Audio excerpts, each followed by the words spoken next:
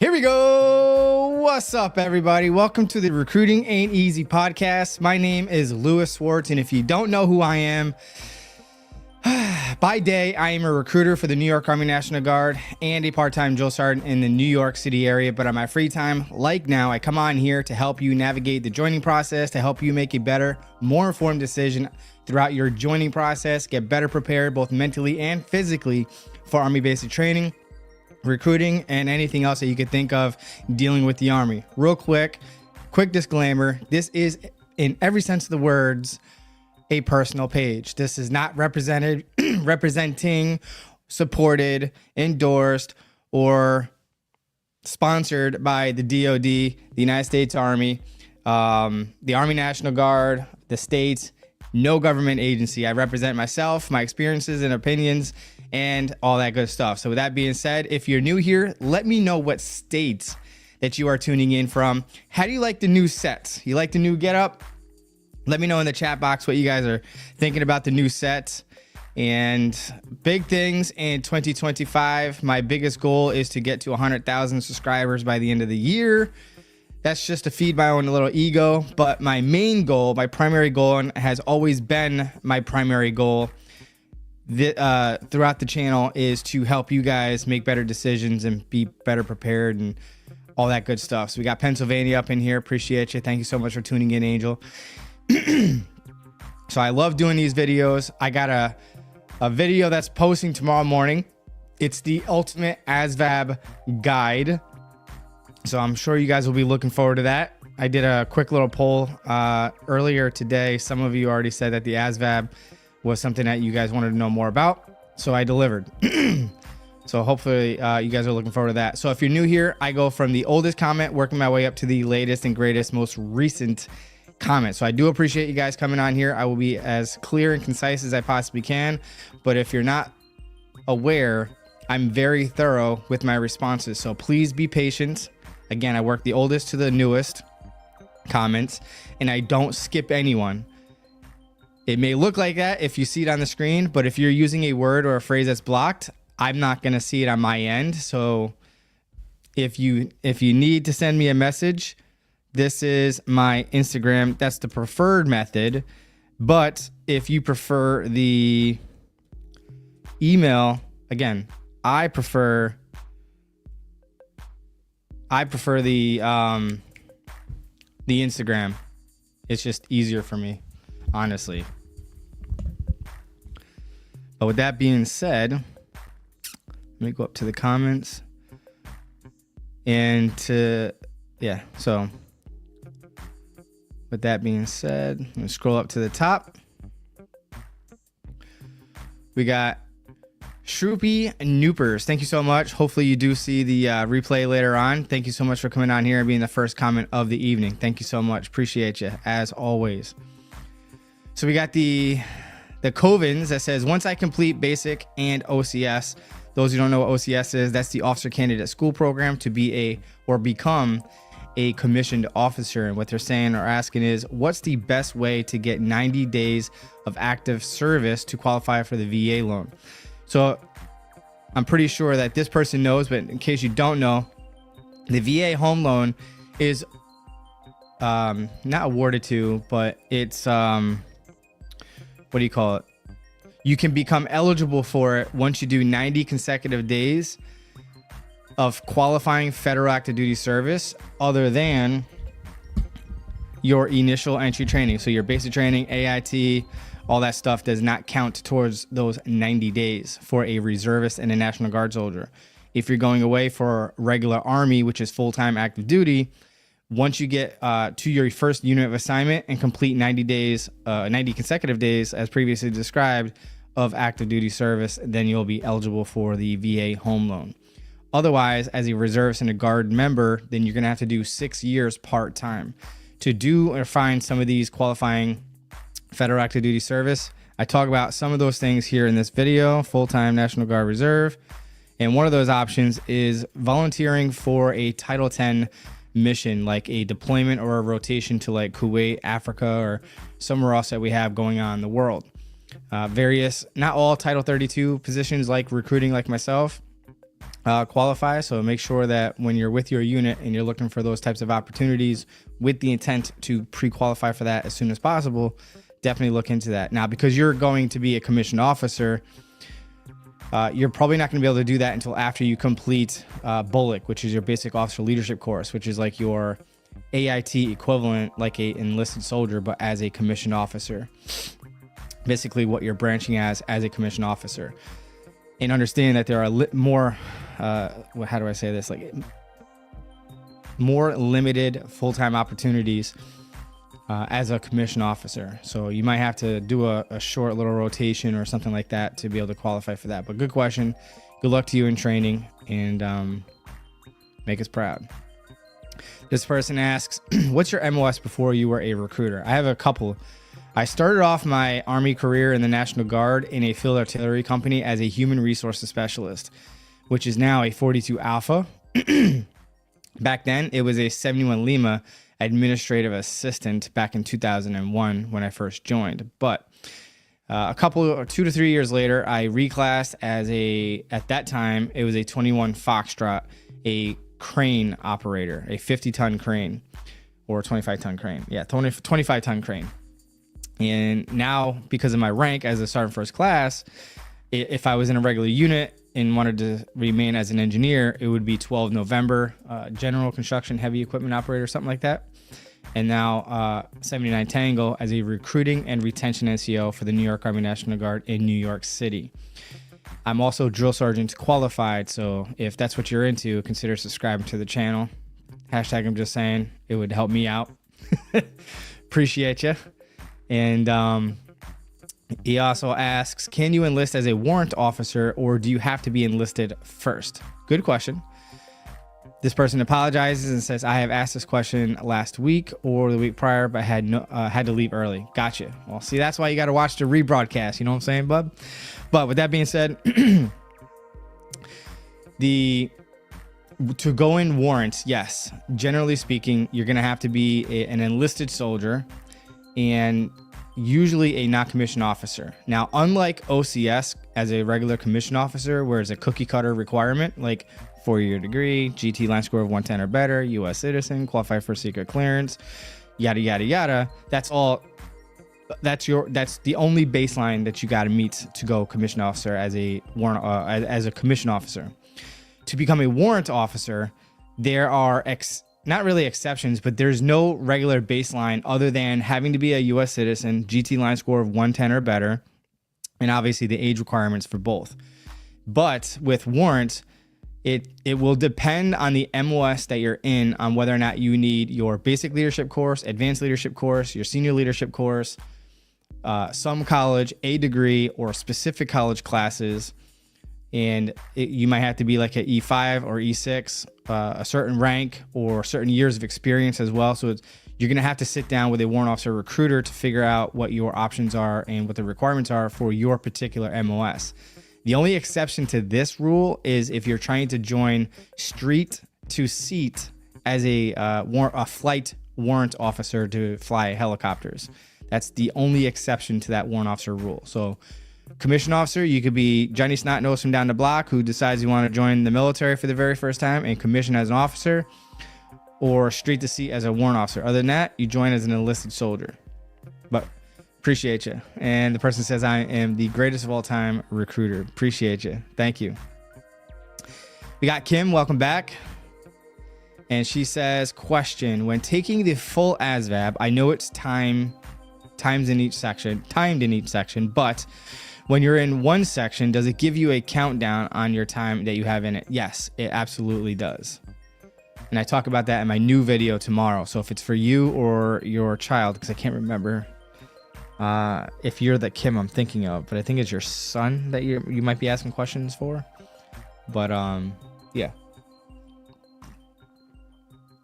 there is a countdown clock.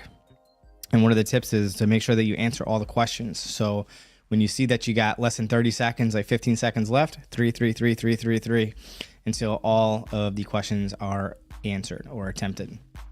So we got Luis Rodriguez with the hashtag Team Swords. Appreciate you, bud. And this person says, hope all is well. Dropping in to show support at work. Now we'll watch later. With the new deadline coming up with the real ID and the passport now required for enlistment. As of right now, it's not a requirement for enlistment, but you must have it in order to be able to fly out to your training site. So it is going to be a requirement to ship out to basic training.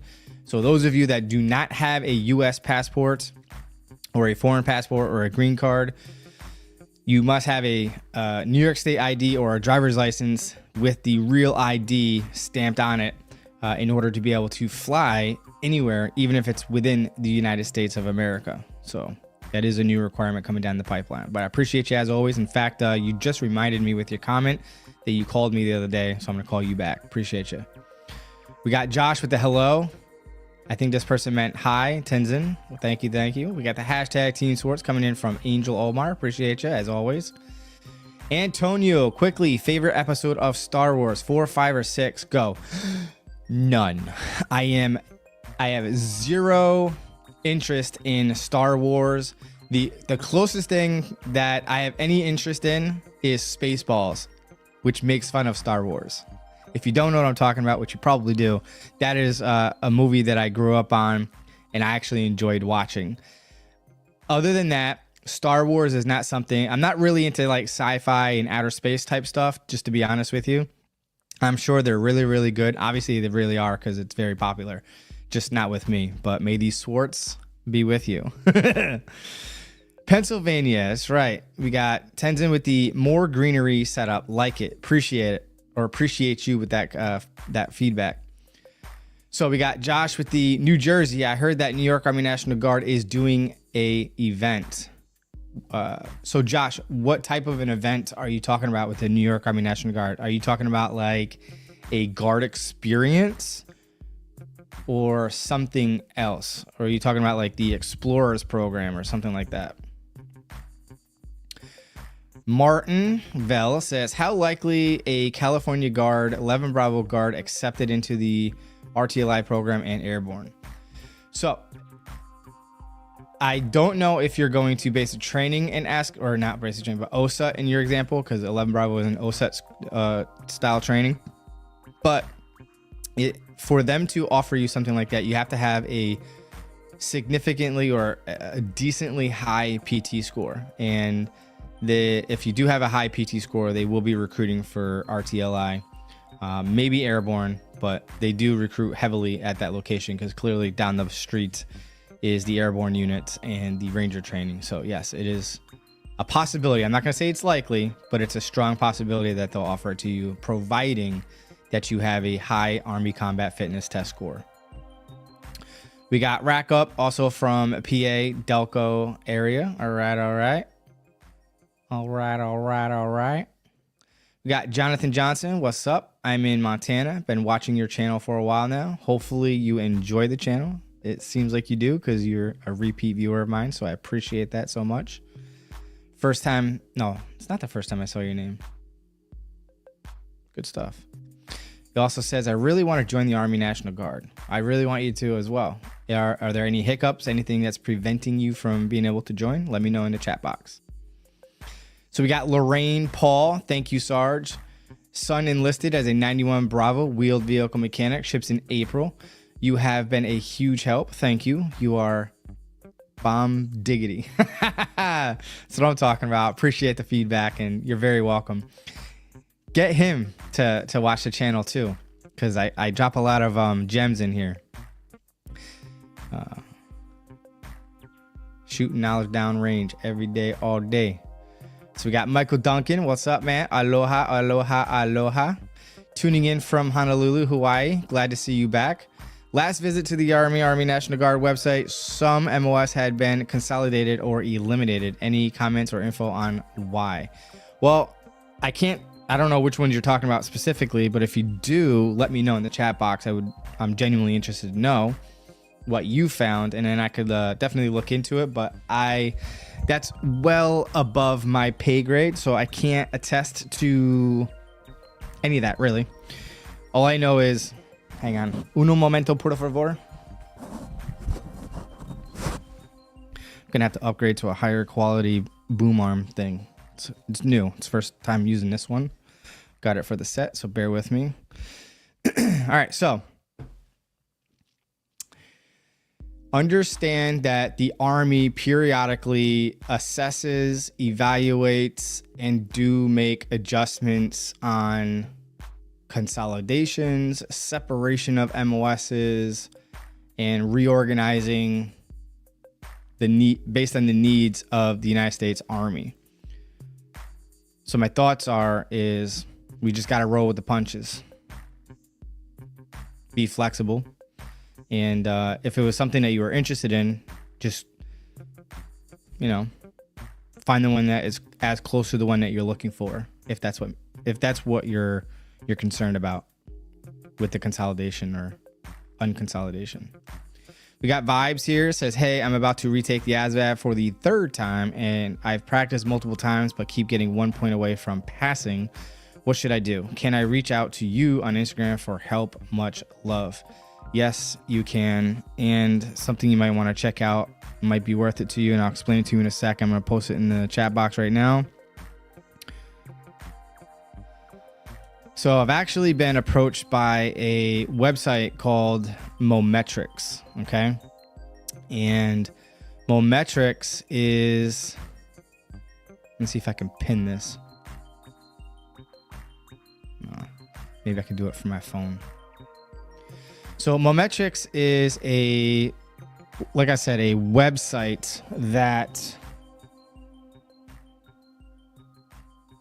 there we go. I'm going to pin it at the top of the comments, or the chat box rather.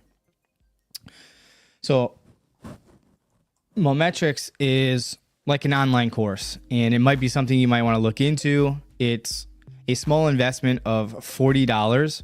It's on the cheaper end of some of these online courses, to be honest with you. And obviously, if you're looking at the pinned comment I just did, you will get a 20% off your purchase for using my coupon code SWARTZ20.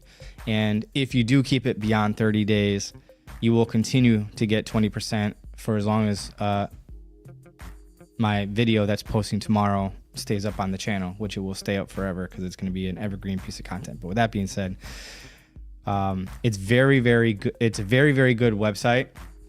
If you're taking practice tests without having the test tell you, for the ones that you get wrong, break it down step by step, showing you how to get to the correct answer, you're taking a not so good ASVAB practice test. You could do one of those like once in a while, but don't make the mistake of taking those types of practice tests, because it's not teaching you anything. So the definition of insanity is to do the same thing repeatedly and expecting a different result. So unless you're feeding your mind and learning new things, your score isn't going to change. And if what you're doing may not be working because maybe you don't know what to specifically study, then maybe something like MOMetrics might work for you. And yeah, but definitely direct messaging on Instagram. I also have these videos here, which I believe are going to be listed into the chat box down below.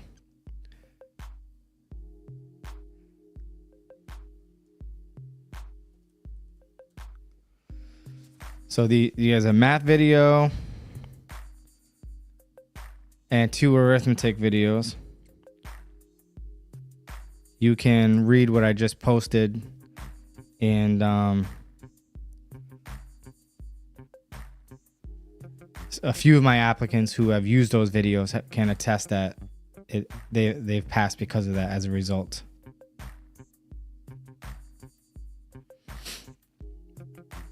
Let me scroll back up to where I was. Oh, hang on. Just got a super chat from somebody. Oop. Luis Rodriguez, what's up, man? Appreciate you as always supporting the channel. Says my ASVAB score expires in July. Is there a way I can extend it or keep the score if not enlisted by July? No, unfortunately, if you're not contracted by July, you're gonna have to retake the ASVAB test. Unfortunately, because it's only good for 2 years. There's no exceptions to that rule.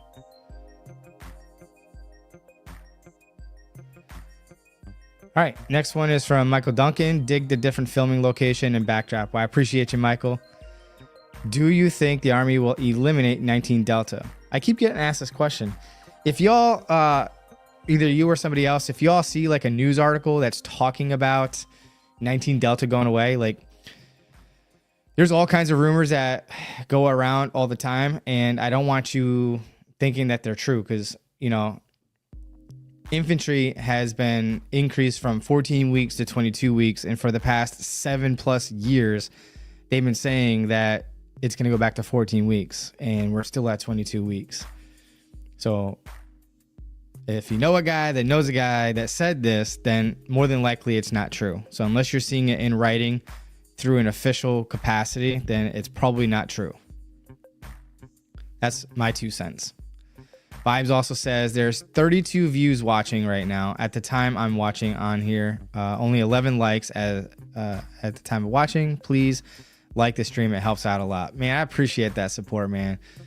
What this person just said, please make it happen. There's 51 of you in here right now at the moment. So I appreciate you. Much love. Michael also says, is there an age limit for prior service arriving to the Army National Guard? So when you're prior service, no waiver is required as long as you can qualify for 20 years of service between part-time and full-time to 20 years of service by the time you turn 60 years old, or 62 for retirement purposes with a waiver. But yeah. Tenzin says, what are the chances of deployment of 25 series MOS, and with a 49 ASVAB score, will I get into 25 series MOS? It's possible. You're right at the edge, like the 10-yard line, to begin to qualify for stuff like that in general. Not always the case, but in my experience, usually. But with that being said, definitely watch my ASVAB video tomorrow because it's going to break it down more into detail. But your 4 primary sections that you're going to study are the 2 math and 2 English sections, with the main focus being on math and arithmetic. Word knowledge is process of elimination. I don't care what they say. Prefixes and suffixes don't matter to me, in my opinion. And paragraph comprehension is strategy. So with that being said, you're going to study an hour or 2 a day for math and arithmetic. And then during your free time at your leisure, you're going to read through the electronics and the shop sections, the things that relate to that particular skill set. So if you go to like ChatGPT, like the free version, and type in there, what subsections of the ASVAB test make up the line score to qualify for 25 uniform Army MOS? And it will tell you what sections, all right? If you want to figure it out on your own. Appreciate you. Martel Vel says, when re-enlisting, would you be able to switch your MOS? What MOS would likely have a full-time position? All right, good question. I'm going to post this video so you can watch it in its entirety and in obviously more detail. But for the most part, you don't have to already have the MOS under your belt as being MOS qualified in order to apply for a position. The key is when you're applying for a full-time position within the Guard or Reserve, as long as you qualify and meet the eligibility requirements for that MOS or opportunity, they will send you to school and train you for that MOS or opportunity. So don't worry about that. But if you are looking to get like into supply logistics, I can't remember if it was a 92 Alpha or 90 Yankee. I want to say it's 92. You know what? I don't want to give you bad information. So if you Instagram me, DM me rather, come into the chat box right now, I'll verify if the full-time AGR position as a unit supply sergeant, if it's Alpha or Yankee, I'll let you know. If you want to reclass to that, then that would give you a competitive edge because you're already MOS qualified. They wouldn't have to wait for you to get qualified and all that good stuff. But yeah, but the video will go into more detail on that. And going back up to Tenzin real quick, I want you to watch this video because once you do pass the test, or if you have, get your line scores, this video will show you how to open up the Excel sheet I have linked down in the description area, and you can plug in your line scores, choose if you're a US citizen or not, and driver's license. And that anything that remains highlighted means that you are pre-eligible for those opportunities. The video will explain everything else.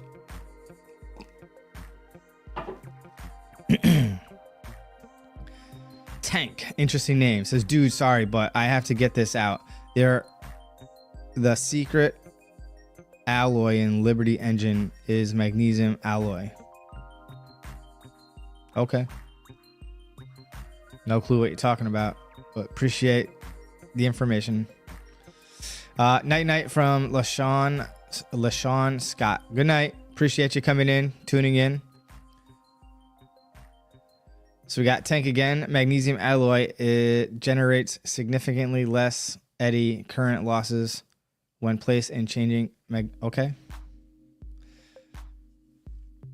LaShawn says, thanks on the TAPPAS. I got a pass with the help of your. That's what I'm talking about. Hell yeah. If you don't know what this person is talking about, LaShawn Scott, thank you so much for bringing that up. And I'm really, really glad, more happy. Oh man, I don't have it as a quick text. Ooh. Uno momento, por favor. Can't believe I don't have it on there. What am I thinking? It better be linked down below.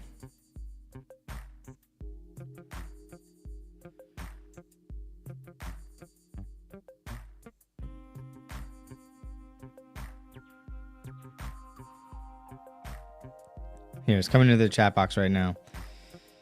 So there is a military personality test, and if you're overweight, you're not passing the ASVAB, scoring a 21 or better, and you're trying to leverage a program like Cat 4, the 09 Mike program, or the Flurry, then you need a will-do score of 100 or better. And that video that I just posted about the TAPPAS is a requirement in order to be able to leverage those opportunities. So definitely check that out if you're concerned about having to pass the TAPPAS.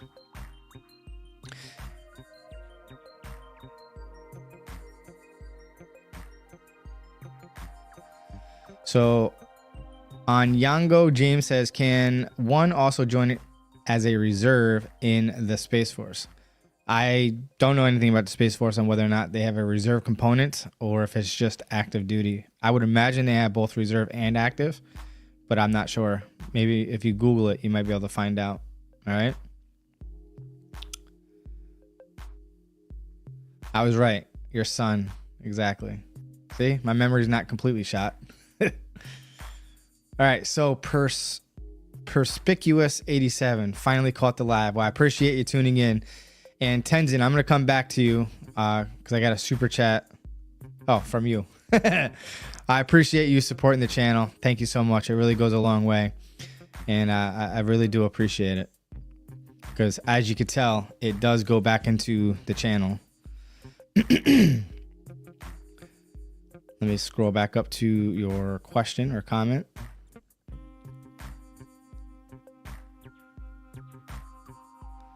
Uno momento as I scroll back up. Oh, I think I went too far.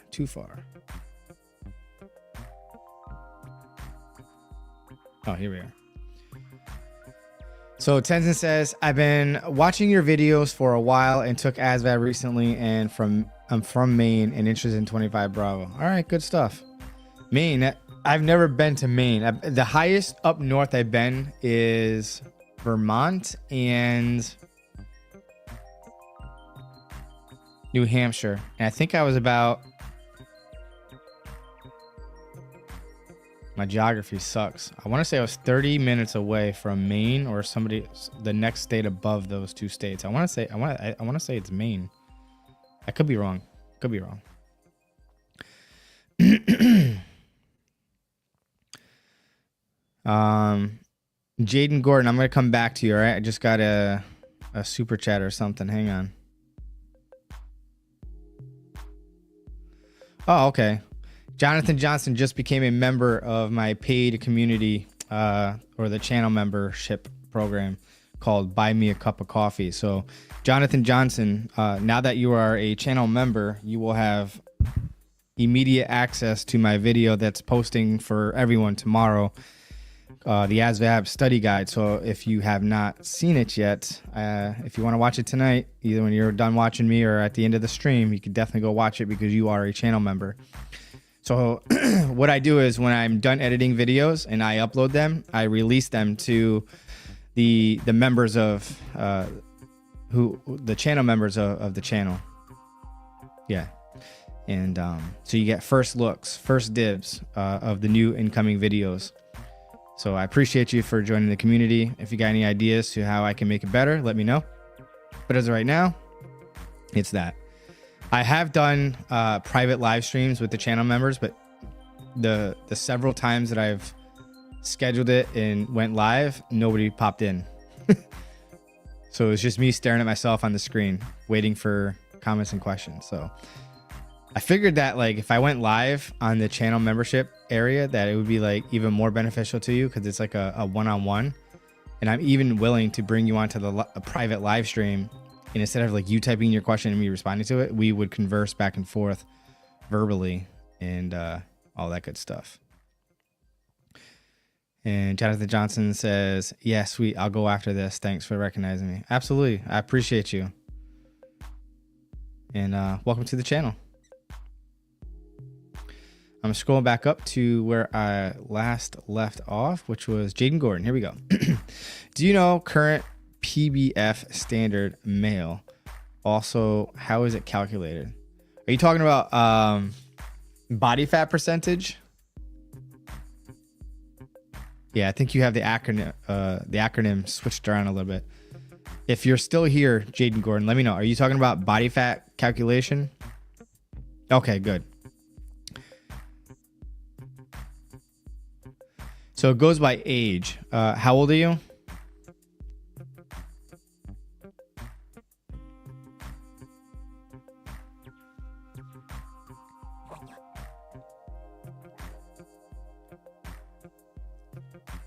Suli, I really do appreciate that.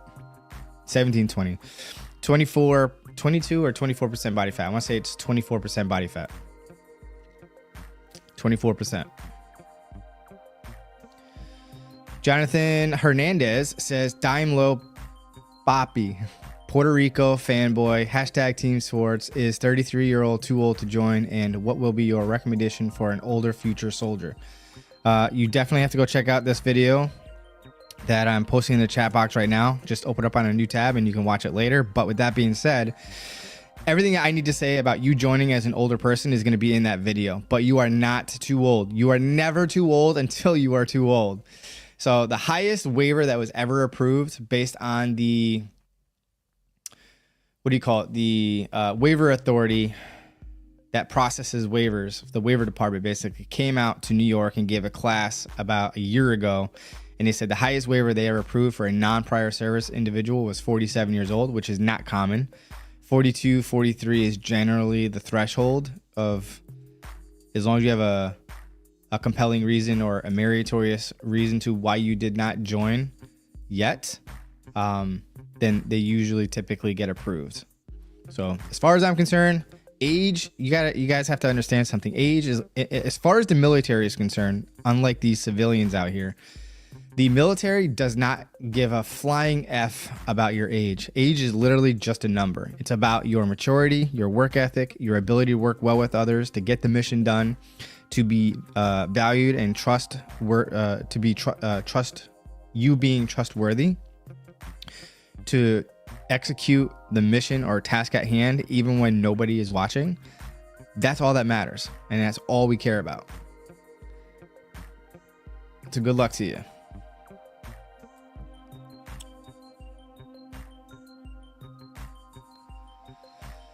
So we got Xavier, and Xavier asks, I've been watching your channel for a while now. Quick question. I'm in the process for the Army National Guard, New Jersey. Do bonuses depend on state you're in? Yes. Each state and U.S. territory has their own National Guard, and it will vary from state to state to which two MOSs will be bonus eligible. For example, New York currently right now is 31 Echo Corrections and 12 November, the heavy equipment, general construction equipment operator, which is wild to me because I could be wrong, but based on my experience, 31 Echo, at least for the New York Army National Guard, we don't have any entry level 31 Echoes, corrections officers. Basically, it's usually you join the unit, a military police unit, as a 31 Bravo, and if you're slotted to go to Guantanamo Bay for a rotation down there and work in the prison system down there, then you would go to school and get qualified as a 31 Echo and the 31 Kilo K9 unit. K9 something or other, dog handler basically. And that's when you would reclass to that for the sole purpose of that rotation or mission. Does that make sense? But yeah, so if you direct message me on Instagram, I could let you know what New Jersey's is. If you don't trust your recruiter, I can always verify. Ooh, hang on. Lorraine Paul, I'm gonna come to you. I just gotta shout out somebody real quick who just popped in here. I gotta give a huge shout out to my girl here, Erica Burney. She is an active duty and Army Reserve recruiter, and she's also another alumni on YouTube, somebody I looked up to before I became a YouTuber myself. And I was actually watching her when she was being an original gangsta, showing her vlogs, a day in the life as a drill sergeant at Fort Jackson. Yo, I'm tired of asking you, Erica. It's like every time I ask you, it's like, oh, I got family here. I got family there. I'm doing this. I can't make it. Blah, blah, blah, blah. Do you really want to join me? Holler at me if you really want to join me, because I've been itching to get you on here because I think we're an awesome team together. But what I have you here, Erica, I do have a question for you because I know you're an active duty recruiter. For Army Reserve, is it set in stone that they only offer a 6-year enlistment? Or is it just generally offered as a 6-year enlistment, but if you fought hard enough, you could get a 3-year enlistment? Setting aside like the few MOSs that have such a long training time that it mandates a 6-year enlistment. But yeah, let me know what your thoughts are on that. You're still at work. Sorry to hear that. All right, so go follow her YouTube channel, check her out, subscribe to her. And again, if you're looking to go active duty or reserve, she can help anyone across the country. She does things remotely for you guys. See, I wish I could be remote across the country as a National Guard recruiter, but I'm restricted to my state. All right, so Lorraine Paul. Son watches Team Swartz. He often is on my account, identity concern, but he talks you up too high. Well, I appreciate that. Thank you, Lorraine. And hopefully your son is looking to join and successfully joins, or if he successfully joined, does very, very well in basic training. But I do appreciate it. Thank you. Jonathan Johnson, I will come back to you in a momento. Just got a super sticker, I think, from Bryson. Appreciate you. Thank you so much for supporting the channel. I'm not sure if you were trying to pin a comment, so I'm going to try to watch my chat going on my cell phone over here for when I do get super stickers or super tips or something. I forgot what they're called. And yeah, whatever, that stuff. All the above.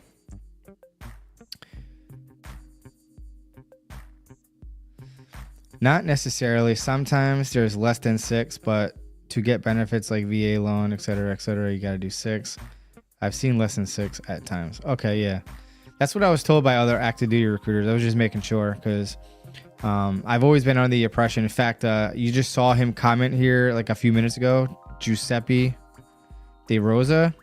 He was told by his recruiter that he had to sign a 6-year contract when he went reserve, and he only wanted a 3-year contract. So why would recruiters tell him that from regular Army? Casper Senna, I see your comment now. I'm not sure if I seen your other comment, but I'm working from the oldest comment, working my way up to the latest and greatest, or the newest comment.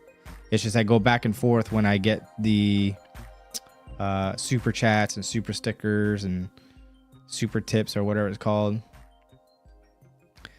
Scrolling back up to, I think it was Jonathan Johnson.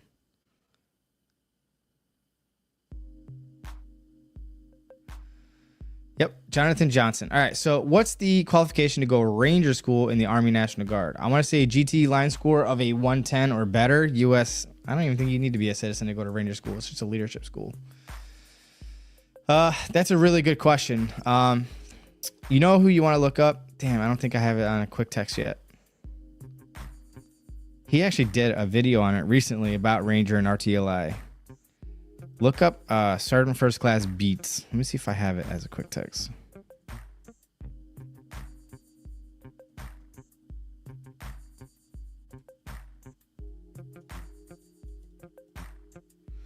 Dang, he's probably not even watching me right now to tune in. If you direct message me on Instagram, I'll send you his video. He did an in-depth review video about Ranger School and all that good stuff and the qualifications and what to expect and stuff. So if you direct message me on Instagram, I got you. Say less, fam. On God, no cap, I got you. Lorraine says, son does. He uses my account for, yeah, we talked about that. Martin says, what's a high physical test score to qualify for RTLI? I would say like clearly something over 500, preferably 540 and above would make you competitive for that to be able to be offered that.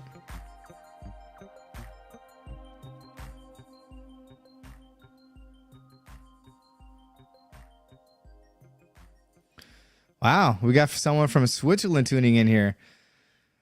Oscillito. I'm gonna jack that up. I don't even barely know how to speak English. I'm gonna try to say something in Switzerland or Swiss. Jonathan Johnson says I'm on it. Ian Koppler, I'm gonna come back to you because I just got a super chat from Bryson. All right, so appreciate the support to the channel. It goes a really long way. I really do a thank you. And his question is, I went to behavioral health hospital or went for behavioral health to a hospital in 2016. I was 15 years old for a week for depression and self-harm. Any input on a waiver? Yes, all my best tips and advice are going to be in here in the video. I'm posting into the chat box right now. Jonathan Johnson, I'm watching you, bro. What's that? Is that like in a negative demeanor or like a positive vibe? Let me know. Should I be concerned, Jonathan Johnson? Yes. One thing that I would add to my medical waiver video that I just posted in the chat box, which I highly recommend that you watch it because I do talk about self-harm. I talk about depression, do's, don'ts, tips, and best practices and insights to that whole process. One thing that I would like to add to that video that I did not know at the time, which I do know now, is I'm not saying that you cut yourself or harmed yourself multiple times on different occasions. In the Army, we say hint, hint, stomp, stomp, meaning pay attention. But if you do it that way or list it that way, you're significantly decreasing your approval odds. So if a person legitimately one time cut themselves multiple times in that one event and you do everything else I say in the video, your waiver will get approved, should get approved. But if you cut yourself multiple times on different occasions or multiple events, that individual probably will get denied or will significantly decrease their probability of a favorable outcome on that waiver. But you definitely gotta go check out that video.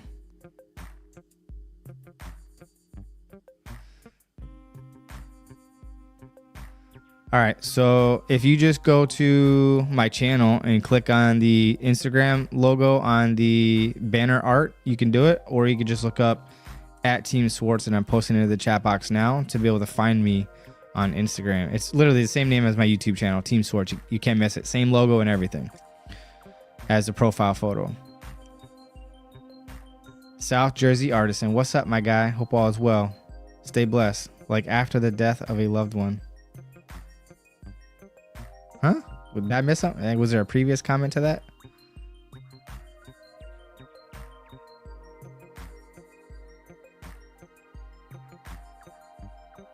Oh, gotcha, Jonathan Johnson. Yeah. Sorry, I had a bald moment. Equivalent to a blonde moment. Hashtag I'm just saying.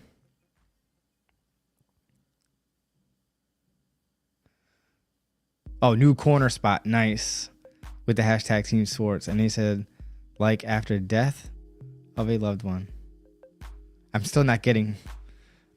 It's going way over my head, and there's no resistance up here. So whatever you're trying to say with that comment, I'm totally missing it. It's going right over my head. Like a silver bullet. All right, so let me get back up to the last comment I was at.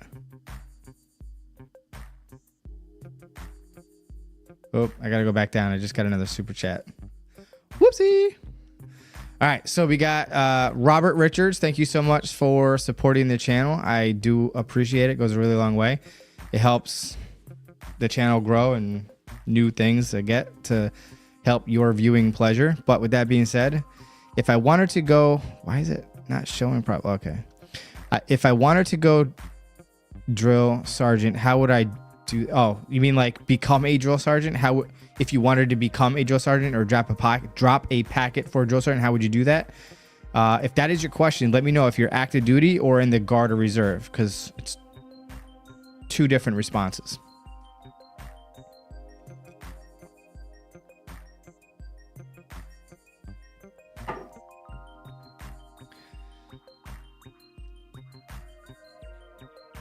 Active duty right now. Okay, cool. I want to say you drop a drill sergeant packet with HRC and you go from there. And if they approve you, then you go to the drill sergeant academy. Just know it's going to be mentally and physically exhausting. He said it. You know, brother.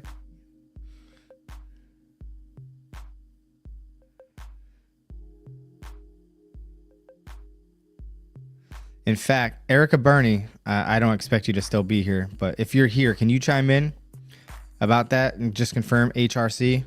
I'm like 99% sure that it is HRC that you drop your drill sergeant packet.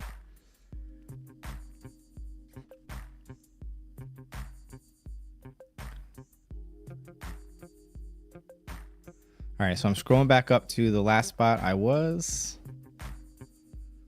We are going through it tonight. All right, so Ian Klopper says, will I qualify for 18X, meaning Special Forces, with an ASVAB score of a 70? Generally speaking, it's safe to assume that you would probably have a GT line score of a 110 or better with that score. So I would probably say that is a 99.99999% confident that you'll get that 110 or better on the GT line score. Obviously, you're still going to need to be, actually, no. You don't need to be a U.S. citizen anymore. The pilot program to be a green card holder is still active, but you got to be having a GT line score of a 110 or better and qualify for a secret clearance. All right. And if you want to talk to a Special Forces recruiter and operator, check out this video. Their point of contact is pinned in a comment underneath that video. Reach out to them. They're recruiters and operators out of the Oklahoma Army National Guard Special Forces. Tell them that Swartz sent you. This person says, why should I go Army National Guard over Air National Guard? Why should I go Army National Guard over the Air National Guard? Well, I don't even know if you would want the Army National Guard, to be perfectly honest with you. Without getting to know you, I cannot give you an informed opinion to be able to direct you. So I will share this with you. With the Air National Guard and the Army National Guard, they're clearly part of the National Guard, meaning that they're state and federal. The Air National Guard falls under the Air Force umbrella, so they follow their regulations and policies and their air support, versus the Army National Guard, which is a ground sustainment force and falls under the Army umbrella, right? And we follow Army regulations and policies. Now, with that being said, because you're in the National Guard between Air and Army, as far as benefits are concerned, there's no difference. So with that being said, you could probably answer your own question if you think about it, knowing that they're both the same as far as like features and benefits, most jobs, right? Which one do you lean more towards? And that is the one that you should choose. So if we just say, for argument's sake, they're both the same in every way possible to assist you into helping you reach your goals cheaper, faster, and better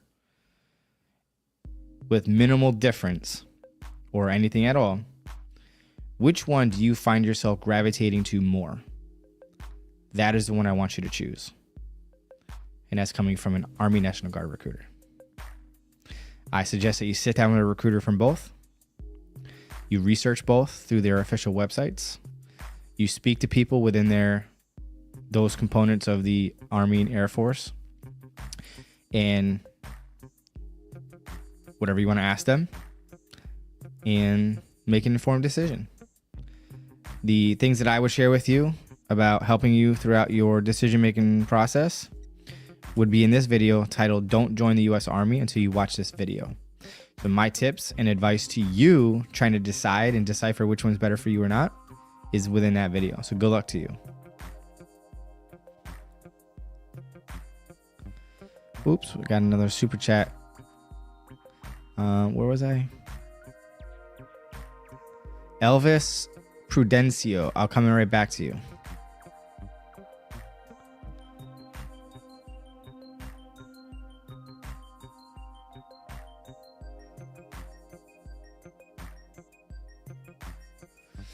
So we got Kevin Gaming YT. Will the 09 mic program be back sometime this year? I don't know where you've been sleeping, bro. But you got to get in there like swimwear, like right now. So between now and the summertime, I am anticipating slots to be filled up, and that will no longer be an opportunity for you. It came back like in like October for the Army National Guard and active duty, and then like maybe November, December timeframe, it finally opened up to the Army Reserve. But it's back, baby.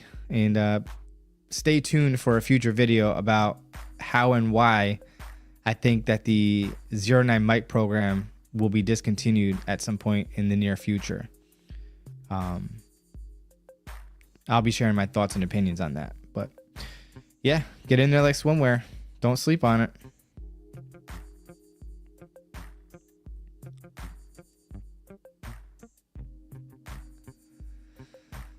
Elvis. All right, so this person asks, what are the pros and cons of 09 mic? Let me post this in the chat box real quick.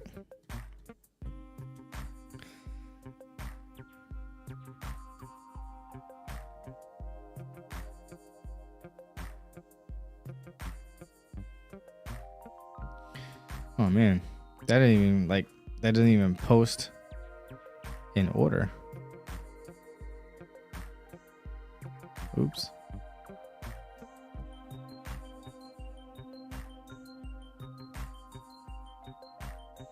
I lost my spot. Hang on. I did a boo-boo.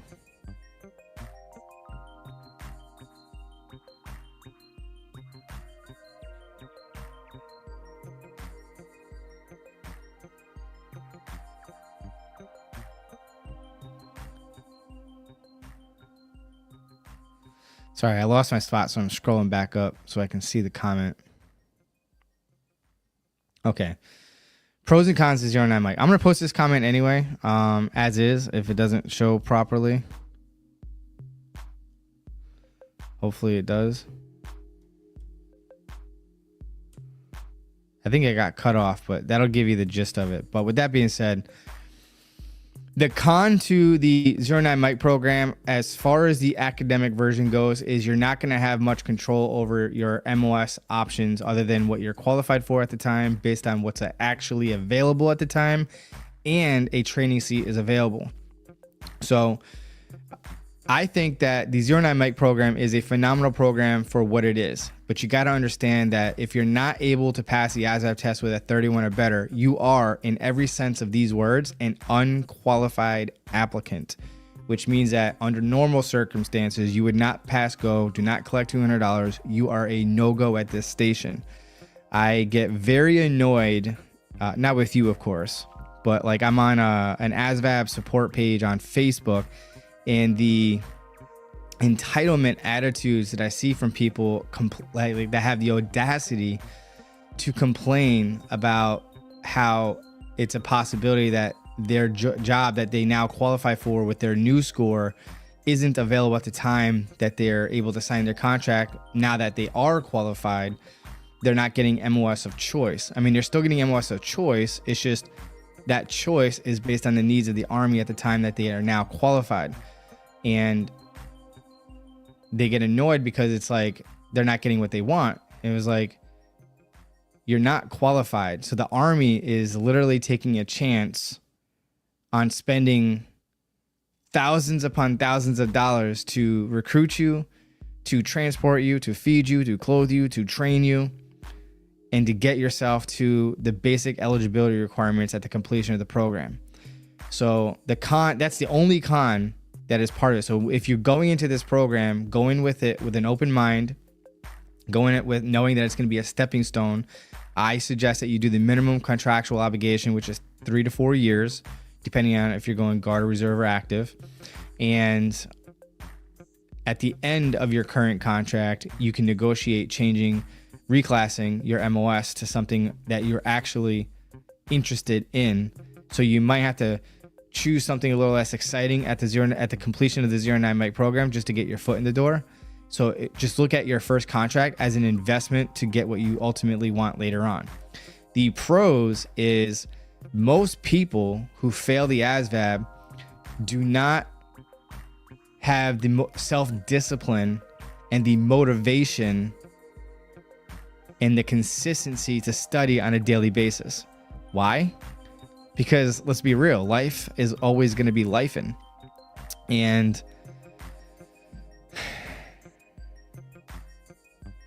it's challenging when like more so if you're married, you have kids, full-time job, full-time responsibilities.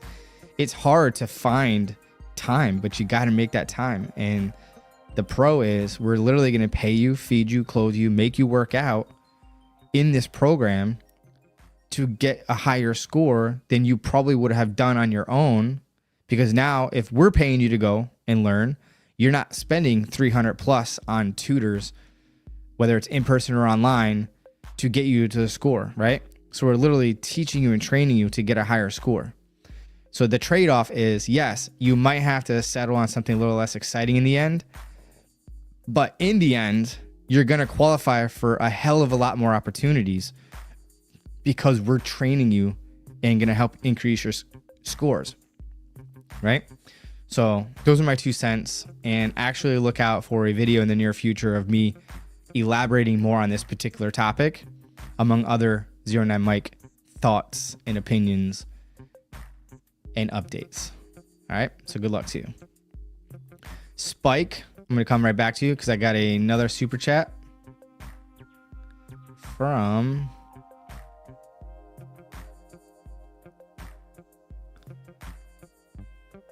this person. Ooh, where'd it go? Here we go. Kevin also says, will the 09 mic program score drop from 21 to a 20? No, it will not. Active duty last year for a short period of time, 3 to 6 months, dropped it down from a 21 to a 30 to a 16 and 30.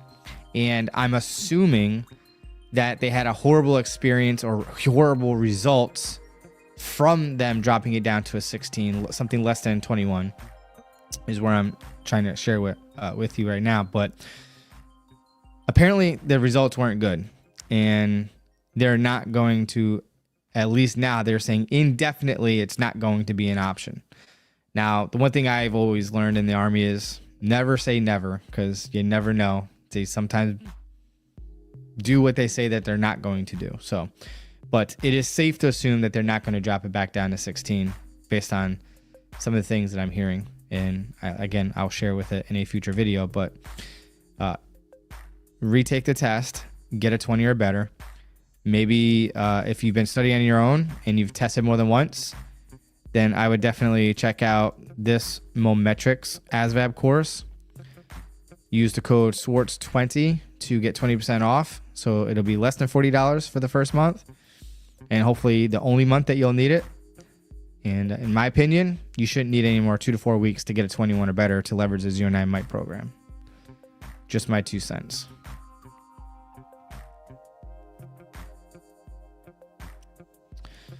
Where was I?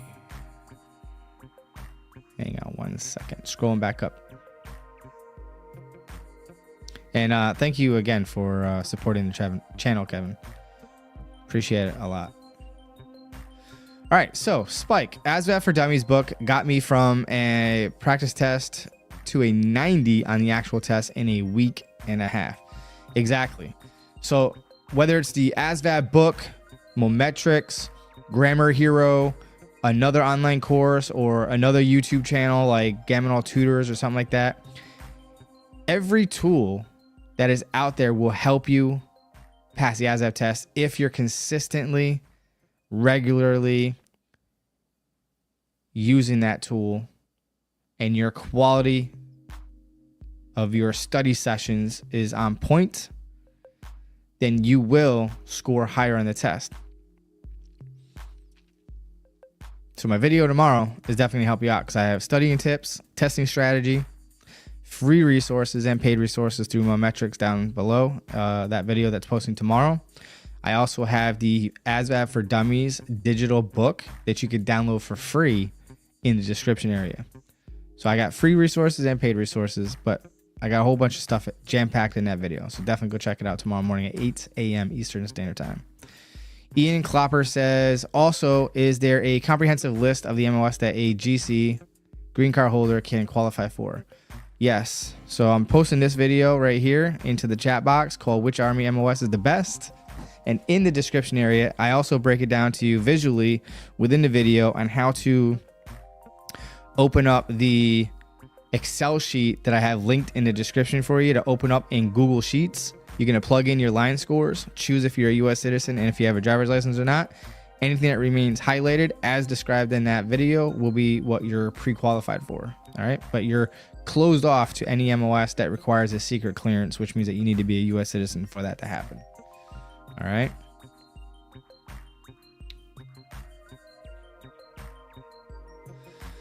Spike says, as for did I miss that? This Swedish person says, thank you for your video, sir. They are very helpful. I appreciate you. Thank you so much for tuning in and for watching my video. Especially if you're tuning in all the way from Switzerland. The Coven said, after completing basic and OCS, what's the best way to earn 90 days of active duty service qualified for you? Oh yeah, we already talked about that because of the super chat. Coven says, I'm 33 years old, joining the National Guard, by the way, going OCS. Hell yeah. So I'm talking about. Get it.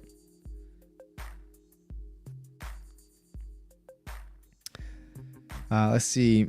Martin says, have you ever met a service member who have had a speech impediment like a stutter? If yes, how were they treated during basic training, AIT, and general military service? As long as you can get past MEPS and the waiver is approved, if it comes to that, then you're fine. As far as like being made fun of, that shouldn't happen, in my opinion. I mean, I've never seen it happen, but one of my recruits, I'll never forget him. He had a speech impediment. And he did fine. He's a staff sergeant now, I think. So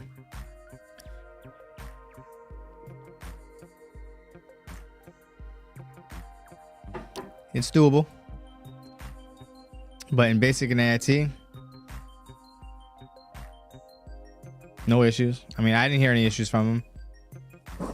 You might get some flack from like the the other trainees, but we have zero tolerance for bullying, hazing, so you shouldn't expect anything like that. And if they do, then you should expect that to get nipped in the butt real quick.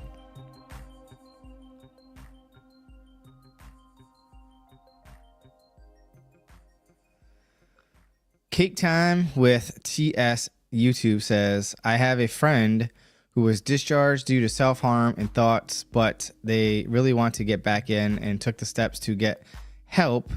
How would they have to go about getting back in? Good question. And I have an awesome video for you right here.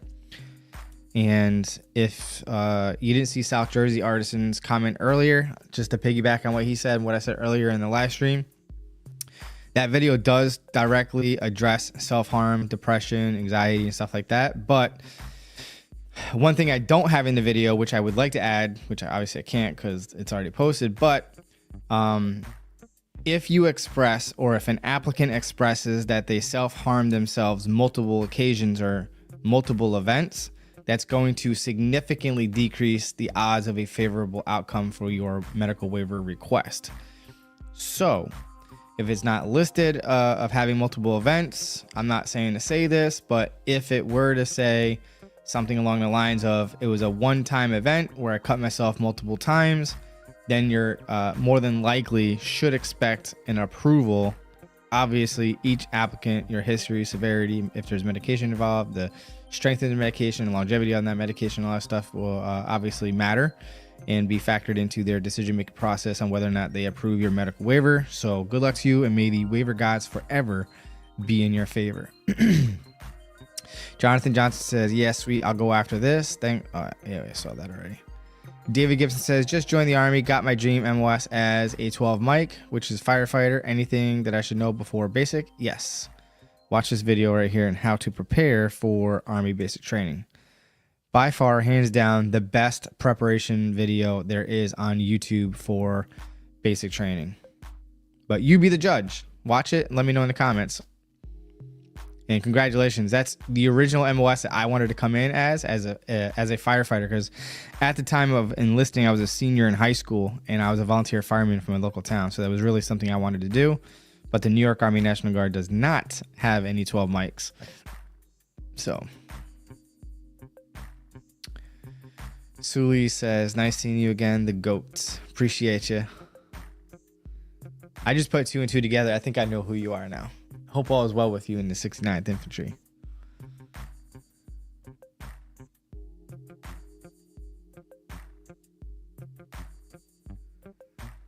How is it calculated? As far as the AFQT score is, it's based on the 2 math and 2 English sections. How they calculate it specifically, no one knows. Yasir with the hashtag Team Swartz, appreciate you. Jonathan Johnson says, I love watching your videos. You're very funny, and thanks for helping us so we know what we need and how to join. Well, I appreciate that. Thank you so much.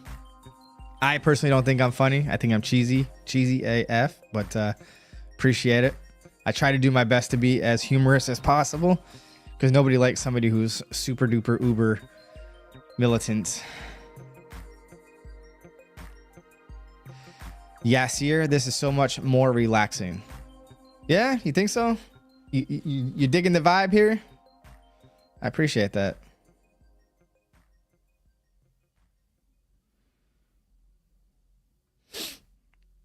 Robert Richards says, if I wanted to go to Drill Sergeant Academy, how would I go about that? Robert, if you're still here, let me know if you're active duty or with the reserve and or with the reserve, or if you're in the Army National Guard. Pi New York says, I took the practice test twice with the recruiter. First time I got a 6, second time I got a 22. How many practice tests recruiter will let me go to the next step? Thank you. I'm in New York City anyway. Honestly, I don't like giving you the same practice test over and over again, because you are going to inherently get better at it, because when you're done with the test, you're going to remember some of the questions that you saw and you're going to look up the correct answer, thus giving you a false security on when you do improve your overall test score. And then when you go take the ASVAB, the actual test, you're going to think that you're going to do well, but you're not so much, at least based on my 20 plus years experience as a recruiter. So my advice to you is to you got to learn something in like study, and you got to study your butt off. Now 6/22 tells me I'm assuming that is because you remembered some of the questions that was on there previously and you looked them up so that you could do better, which is fine. It's learning, but it's going to give you a bad assessment to where you truly are. So Pi New York, have you taken the PICAT? That would be the ultimate test to see where you're at. Now I can set you up for the PICAT if you want. So direct message me on Instagram,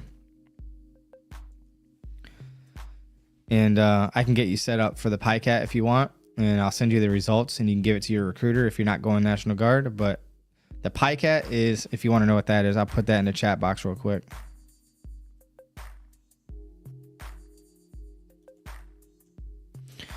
But it's a version of the ASVAB that you could do at the recruiting office or at home.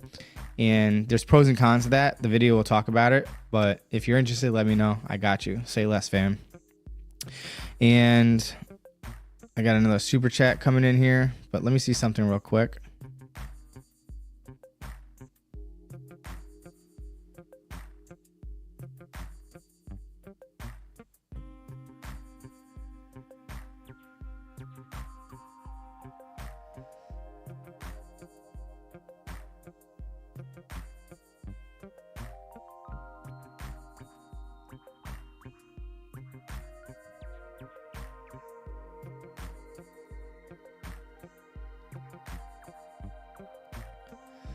All right, so I got a super chat coming in from G Vasquez HTX. He says, you skipped over my question. So the last comment that I just posted on the screen, I just went back like 10-15 minutes and I don't see anything with your name on it. So if you are still here, G Vasquez, you could retype your question or comment. I'll see if I can see it here. But you have to understand that I do have certain words and phrases blocked for various reasons. So if you're using one of those words, it's not going to populate into the chat box for me to see. But just understand and know that I'm not going to skip any one of your questions or comments as long as you're being respectful and mature. So just so you're tracking, I'm not skipping you. But with that being said, I do appreciate the super chat and thank you very much. I'll be on the lookout for your comment again. But if anything, you can post it in the actual comment section beneath the video, not in the chat box, or you can direct message me on Instagram and I'll get to you later tonight or tomorrow. All right, Pi New York, I got you. Say less. Excellent choice, by the way.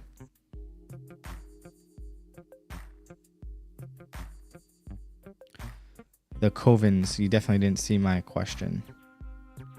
Is it Coven or is it G Vasquez? So let me go back to where I was to see if I did skip you. Well, I know I didn't see G Vasquez, but I'll see if Covens, because I did address a few from Covens over the duration of the live stream.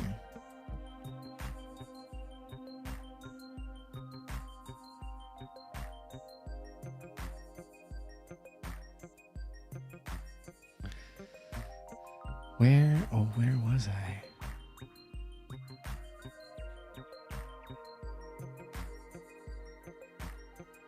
All right, so I was with Pi New York at 7:37 p.m.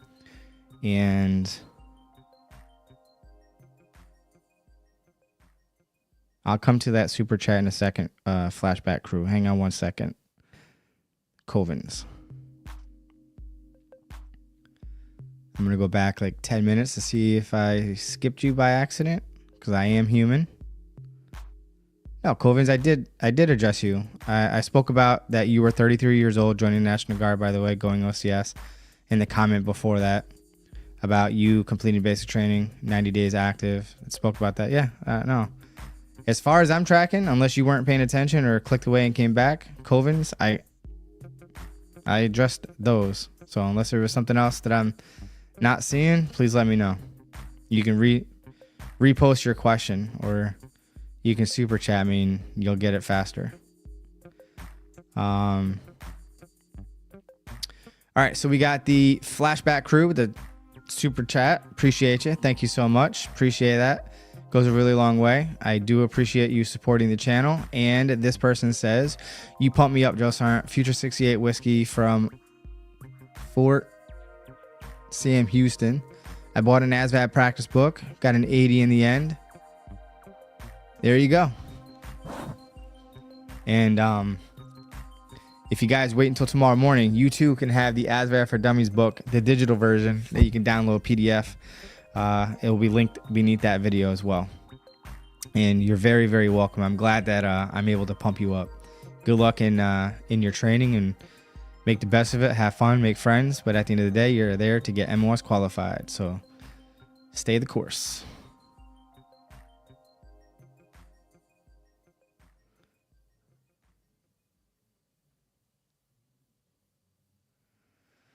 All right, so let me go back to where I was.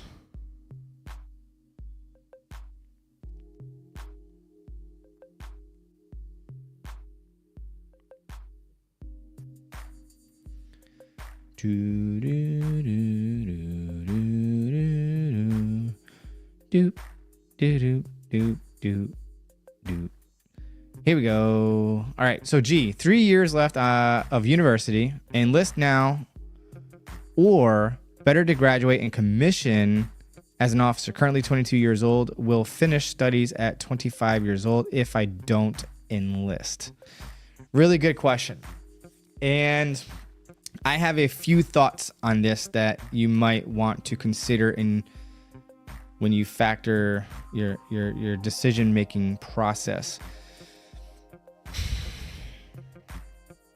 You will always have the option of going OCS, whether in the middle of your contract, when you're eligible, of course, or at the completion of your contract and when you negotiate your new contract. So I'm going to post my OCS video here, okay? And you can check that out. But because you have 3 years left, you have two options. You can either do ROTC in college, if they have it, and or OCS. Now, I'm not sure if you're trying to go regular Army full-time and commission as an officer, or if you're trying to go Guard or Reserve. But food for thought, I would recommend, if you're qualified for it, of course, I would recommend that you do ROTC in your junior and senior year of college. I would see if you can hop on it now for your sophomore year. It's probably too late, but you could try, or just get into the next semester with it. But you won't be able to sign your SMP, your simultaneous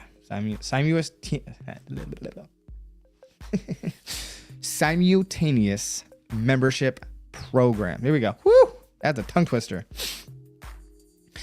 You can sign that in your junior year for 2 years, because the requirement for ROTC is you have to be in a 2-year program, which is your junior senior year of your 4-year degree, or a master's 2-year program, or any 2-year program for college beyond a 4-year degree. So, because you have to have a 4-year degree to commission. With that said, I recommend that you go Guard or Reserve. Look into the Minuteman Scholarship. But if you want more control, because if you take the Minuteman Scholarship, you're tied to the Guard or Reserve. I recommend that you don't take a scholarship other than the National Guard regular GI Bill that you get. I just don't want you to get the Minuteman Scholarship. The reason being I'm saying that, if you see the value in what I'm sharing, is because, again, I don't know if you're going active or Reserve or Guard, but with that said, if you're not tied to a scholarship at the completion when you graduate, you have the ability of commissioning into another component of the Army. So for example, let's say you're in the Guard and Reserve, because those are the only two that can go into ROTC. Active duty, it's not an option for you to do ROTC. But when you're Guard or Reserve, because you're a full-time citizen and a part-time soldier, you can join the Guard or Reserve, and your intent to commission could be regular Army or like the Reserve. So for example, my best friend, one of my soldiers I recruited years ago, he went to college, went into ROTC, served in the National Guard, even deployed even before that. But the point I'm saying is he was in the Guard and he commissioned into regular Army. So you have more flexibility that way. and you still get what you want, which is your college paid for, you're going to college full time, and you get the commission at the end of this. And the whole time that you're in your SMP contract as a cadet in the ROTC, you're non-deployable, because the whole point is for you to get commissioned in the end. So you can 100% focus on your college education once you get to that point. So yeah.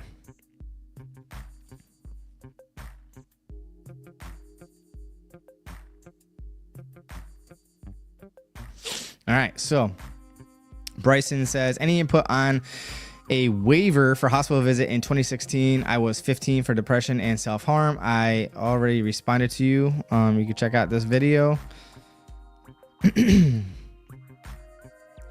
watch the replay for my comments about multiple events versus a single event for the self-harm stuff. Casper Senna says, as someone who passes medical at MEPS with ease but failed the ASVAB twice, do you think that most recruiters will give up on someone like me? Is it unheard of someone to fail twice? Thank you. No, I've had somebody fail the first 3 times and finally pass on the 4th attempt. It really boils down to your dedication and your commitment and your self-discipline. Because you have to ask yourself, am I interested in joining, or am I committed to joining? If you're interested, you may or may not study. You may be too hungry. You may be too tired. You may want to sleep in. You may not want to study at all, whatever, right? Your friends want to go out, and you're not going to be consistent, and you might not do anything to be able to improve your score. But if you're committed, you will cancel all your excuses, and you won't rely on motivation, because motivation is fleeting. It comes and goes, right? It's nice to have, like, you don't have to shower every day, but you probably should.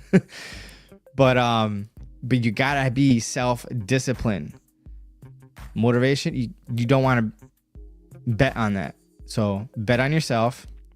Study 1 to 2 hours a day. Get into some sort of structured program, whether it's a free course like marchtosuccess.com, something like that, or a paid program like Mometrics, or follow a video guide through like Grammar Hero or something like that, which is also free. But you gotta put in the effort. You gotta put in the work, and more importantly, you gotta be consistent. If that makes sense. Noel, I'm going to come back to you, all right?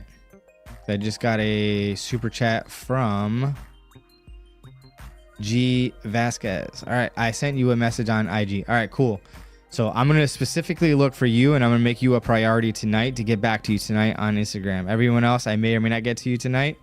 But if you do super chat me like G Vasquez does, I will make sure to shoot me another DM to say G Vasquez, so I know that it's you. But I will get to your message tonight because you super chatted me. So I appreciate that. Thank you.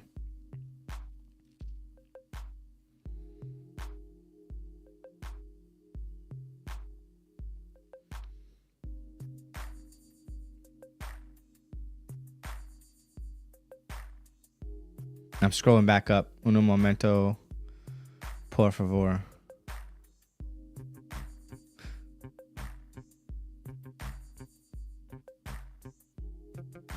All right, so Noel, been following you since you started Swartz. So earlier last year, I was in the Jazz, where I was trying to enlist in the Colorado Army National Guard. Then I was hit with a waiver. Says I don't meet behavioral health stability and academic success. Doesn't meet expectations in the moment. Says I have until December of 2025. That's what the disapproved waiver says. What can I do to make sure I pass thoroughly? All right, so first of all, thank you for following me for so long and watching my videos. So it seems like if they're not requiring any additional documentation and everything, that they're only waiting for you to be stable for 2 to 3 years, whatever that minimum threshold for you to be considered stable long enough for them to assume the risk of bringing you on board and hiring you and having you sign your enlistment contract. as is. So for most people, that's pretty much the only requirement. They just want to make sure that, you know, there's no additional issues or symptoms or things that you're struggling with, at least documented on your medical record, of course. But with that being said, if you have not watched this already, I highly recommend you go watch this. What I would recommend in September, November timeframe, or September through November, sometime around there, I want you to set up, if you have the insurance to do so, or if you're willing to pay out of pocket, to get a 1 to 2 hour psych consultation done by a psychologist to show that you're cleared. To, like, the video will make more sense when you watch it, but you want something up to date and current within the last 6 months that you resubmit your waiver to prove that you've been stable, other than your record not showing any additional hospital visits or mental health issues. But to get that consultation done prior to that would solidify any lingering doubts that the waiver authority may have when assessing your waiver and ultimately, hopefully, approving, which I think that at that point you'll be fine. You'll be in there like swimwear, with or without that site consult. I'm just in the best practice of, the more supporting documentation that you have to prove that you're stable and that you're good, the better the odds of you getting a favorable outcome on your medical waiver request. Hopefully that makes sense.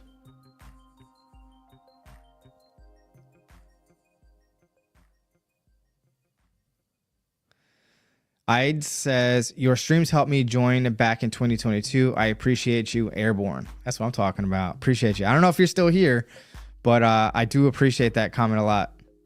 Erica Berna, hi again. What's up? What's up? Hope all is well. I could have used you earlier, but you've been sleeping on me. All right. So Giuseppe with the hashtag Team SWARTZ. Appreciate you, bud. Xavier says, thank you. I'll be sending you a DM through Instagram. All right. Appreciate you. Oh, yeah, we talked about that already. LaShawn. Oh, welcome back. Says, so question, is there a video that you suggest for getting fit before shipping off that I can use? Yes, it's in part of this video right here on how to prepare for basic training. I have 2 to 3 workout programs, if I recall correctly, that are linked in the description area, and I talk about a running routine that I would recommend that you focus on as your primary workout, and I express why in the video, but definitely go check that out. Casper sent us, says, did you see my message, sir? I responded to something earlier.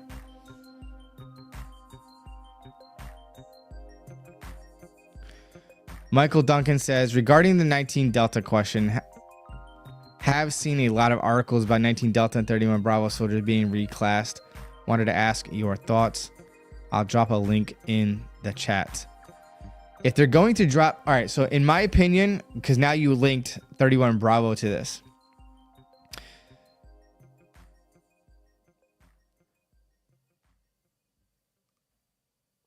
Not sure about 19 Delta, but I'm assuming that as a 31 Bravo, what they could do, like, for example, when I first joined in 2001, I enlisted as a 71 Lima administrative assistant.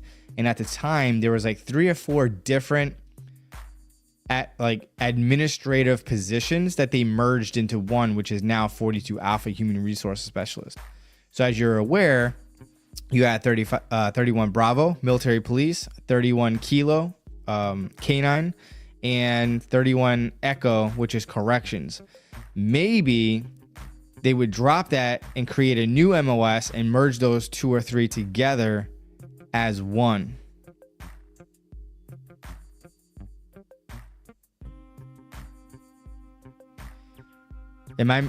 So South Jersey Artisan, am I missing something? Did they mean for another branch service? Because 19 Delta and 31 Bravo are in the Army.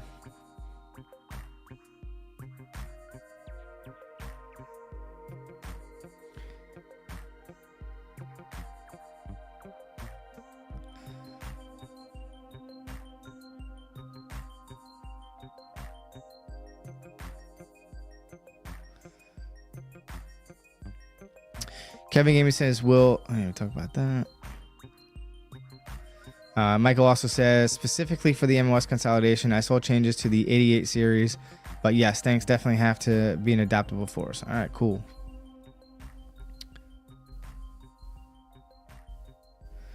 Thanks for the age retirement clarity. Looking to go active Army for 3 or 4 years, then finish Guard. I will need waivers. So I wanted to ask, your videos are amazing. Appreciate it. Thank you. And good luck to you on your waivers.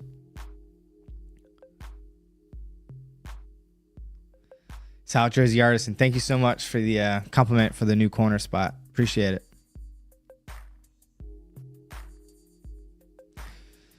B-Dub Demand says, does going to airborne school or ranger school force you into a ranger battalion or airborne division rather than staying your MOS? No, it does not necessarily mean, in most cases, it definitely does not mean that. So ranger school is just leadership training. Doesn't necessarily mean that you're going to go to the ranger battalion. So a lot of people will get tabbed for a ranger, right? It's the scroll that means that you're in a ranger regiment. That's the difference between the tab and the scroll.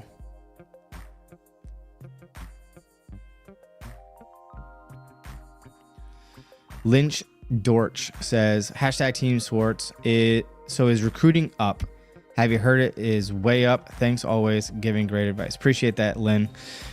So I don't know if I still have it. I think I deleted it from my downloads on YouTube, but they did a panel with the Department of Defense, and each general for each branch of the military spoke about their previous fiscal year recruiting efforts compared to last fiscal year that ended October 1st of last year. And every single branch of service is doing significantly better. We're no longer in a recruiting crisis, but I can't account for the other branches of services because I really don't pay attention to them. But with the Army, normally their annual mission quota is about 40,000 per year. So in the middle of the fiscal year last year, they started out with the goal of 40,000.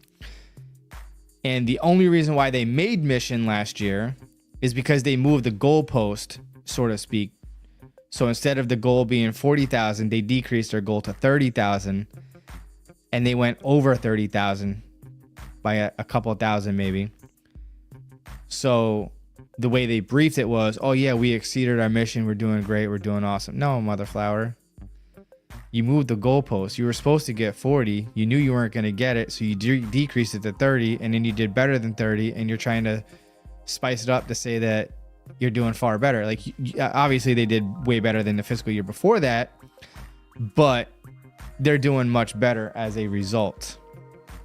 So hopefully that makes sense and whatnot, but that's what I witnessed, and those are my thoughts on that. And yes, overall, the military is doing far better.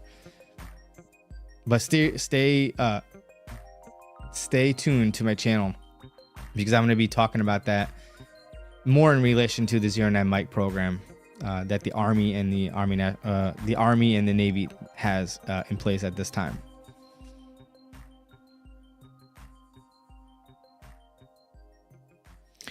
Bryson says, thank you. Gonna watch the video you pinned. All right, good stuff. Thank you.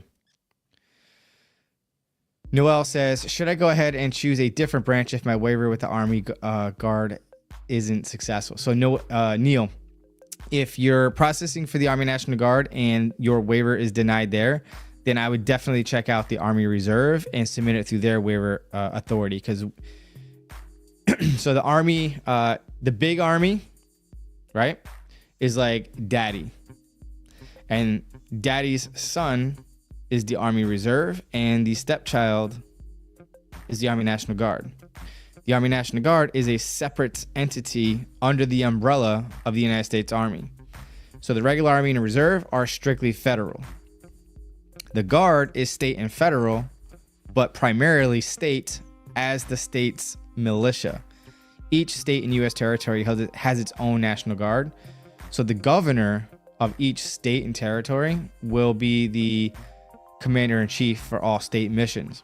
So we are a separate entity that falls under the Department of the Army.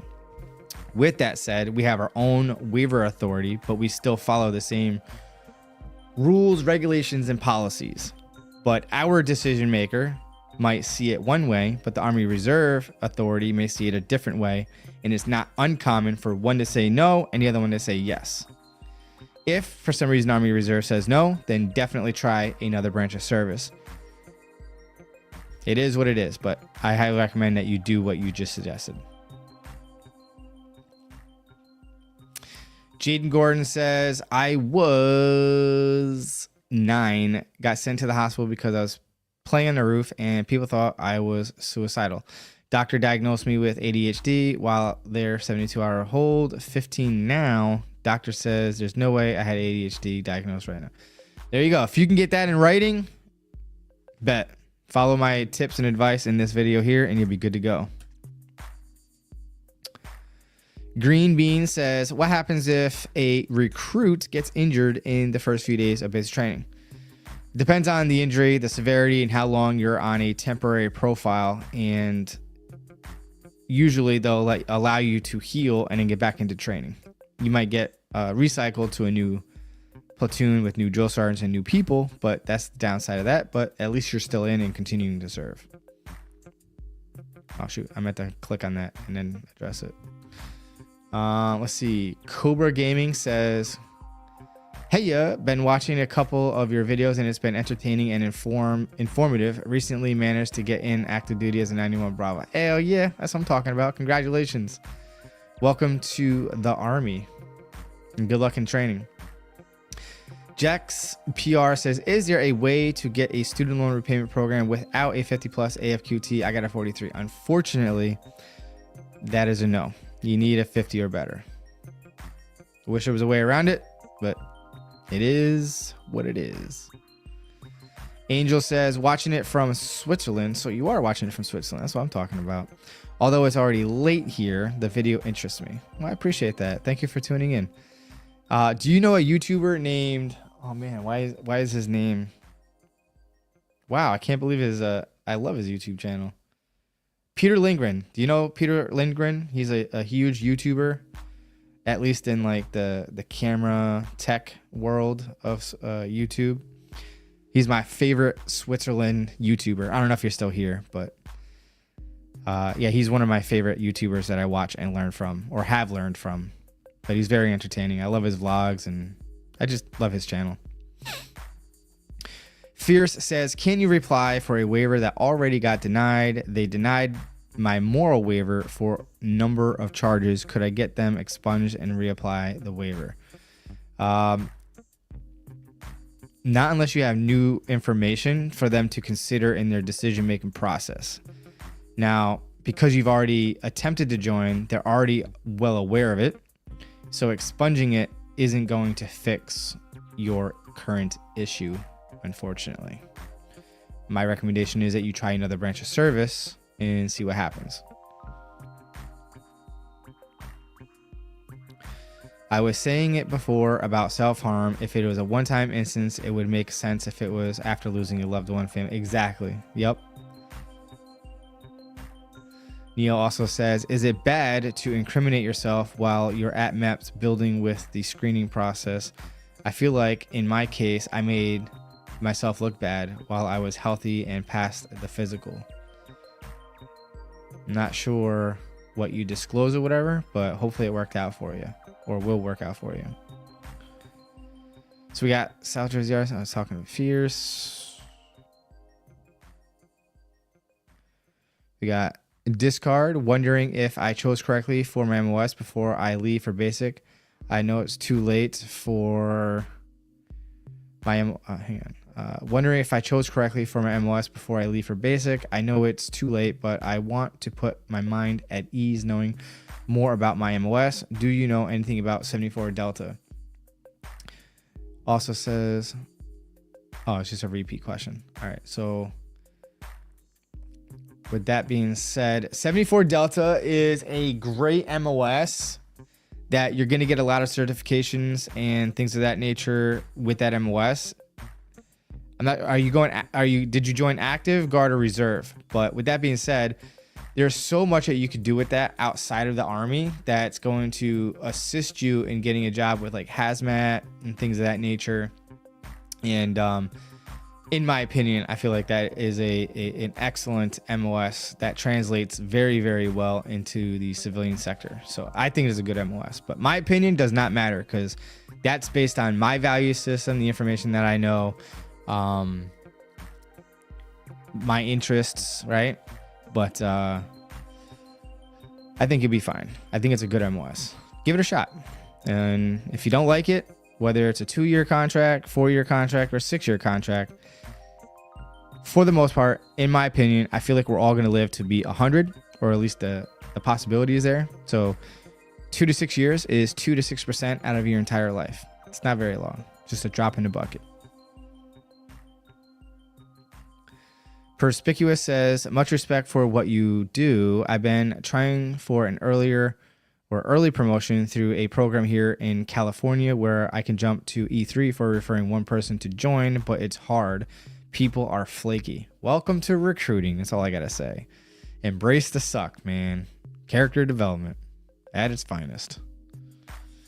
Neil says, I feel like Genesis made everything much more difficult. Even with the tactics to bring down applicants, it's hard to achieve your dreams if the military can help with your ambitions. Oh, I hear you. I feel you.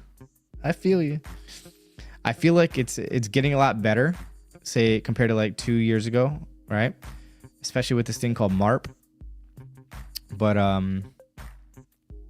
think it's getting better.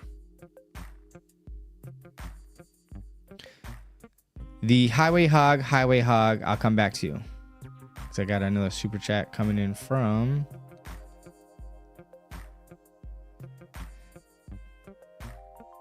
was it you guys or somebody else? Oh yeah, it is you. Can I get well, first of all, thank you again. Can I get the GI Bill and the Guard? And if so, will I be able to use that to repay student loans? All right, so here is the video about the National Guard or Reserve benefits when it comes to education. But if you're going regular, I can't remember. Put in the chat box if you're going regular Army full-time or Guard or Reserve. But real quick, if you're going Guard or Reserve, the only GI Bill that you're going to get or be qualified or eligible for is the 1606 Select Reserve Montgomery GI Bill, which is around $455 per month. National Guard, perfect. So definitely go watch that video. So they increase it to, it's either $455 or $470 something. But either way, as a full-time student taking 12 or more credits, it's over $450 a month for each month that you're a full-time student in college. And that money is direct deposited into your bank account. You can use that for books, other expenses, technically anything you want to use that money, because that is directly in your bank account. The state and federal tuition go directly to the school and you won't see that. But definitely go watch that video. And again, thank you for supporting the channel.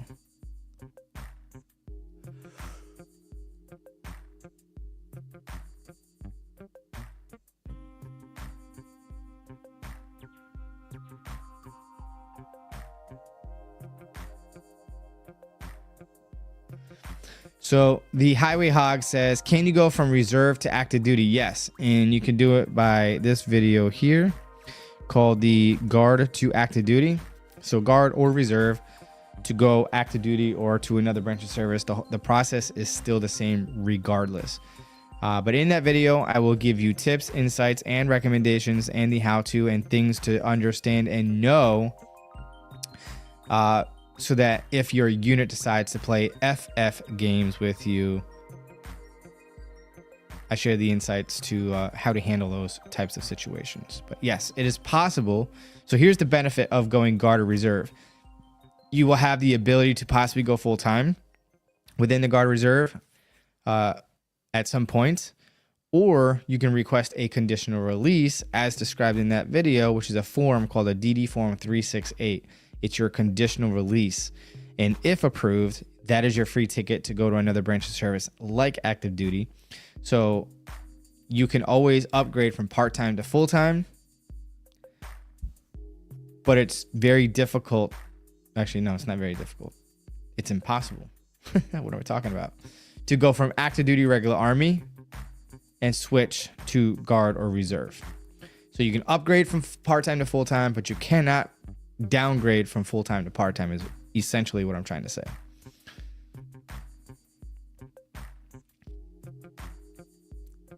Cobra Gaming, I didn't see anything before this, but it says of joining the military. So, oh no, it's right here. Oh, you were talking to Neil. Never mind. My bad. Your fault.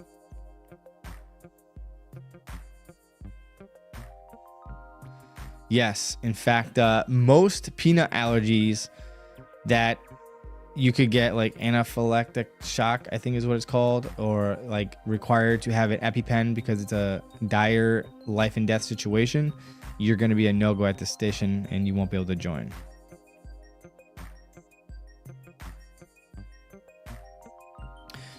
Jonathan Johnson said, the first time taking the ASVAB, I got a 97 when I was 24, but I didn't join because I was overweight.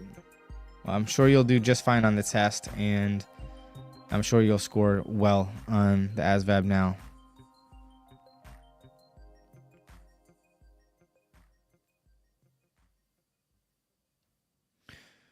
Big O, I'm coming back to you, all right?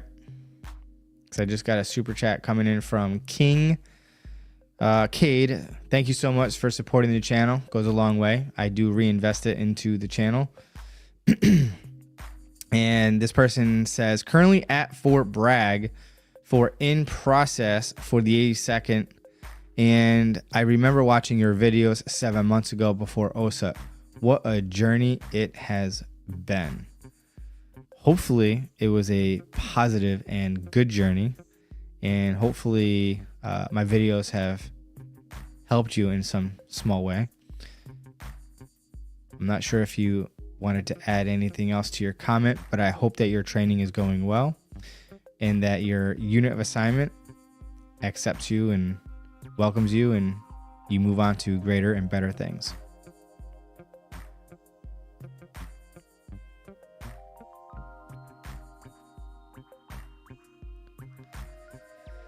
Big O says, I work in construction. What jobs in the Army are available? By the way, long live the U.S. Army. Appreciate that. And so it doesn't matter if you work construction or not. That doesn't necessarily mean that that's what's going to be offered to you when you're joining the Army.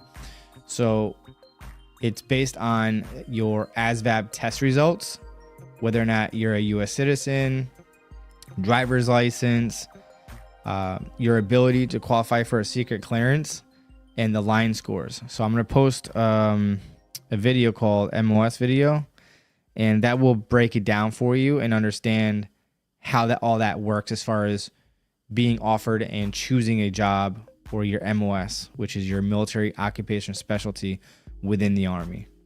It's a very helpful video. All right. A must watch if you ask me.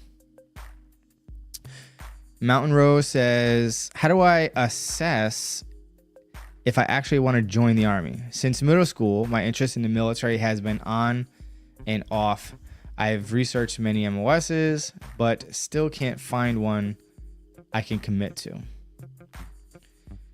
So as of right now, it sounds like it's something that you're interested in, but kind of like how I've been indecisive up until recent history my entire life. I'm 43 now, and it wasn't until I was like 39, 40 when I finally figured out what I actually want to do with my life outside of the Army, that is. And yeah, so I can kind of relate to what you're saying. And if you have not found anything of interest to you, what I would recommend is for you to get with your local recruiter, take the PICAT, get those results so that you can figure if you're going Army. In the MOS video I had just posted, if you're still here, there's an Excel sheet in the description area. If you get your PICAT results and you have your actual line scores, plug it in there, see what you're qualified for based on those test results, and then you can do research from there to figure out more or less what you're actually going to be able to possibly do within the Army, and then you can decide from there. Another video that I think you should definitely watch, which will help you with your decision-making process, is this video here, which is don't join the U.S. Army until you watch this video first. That might help you too with your decision-making process.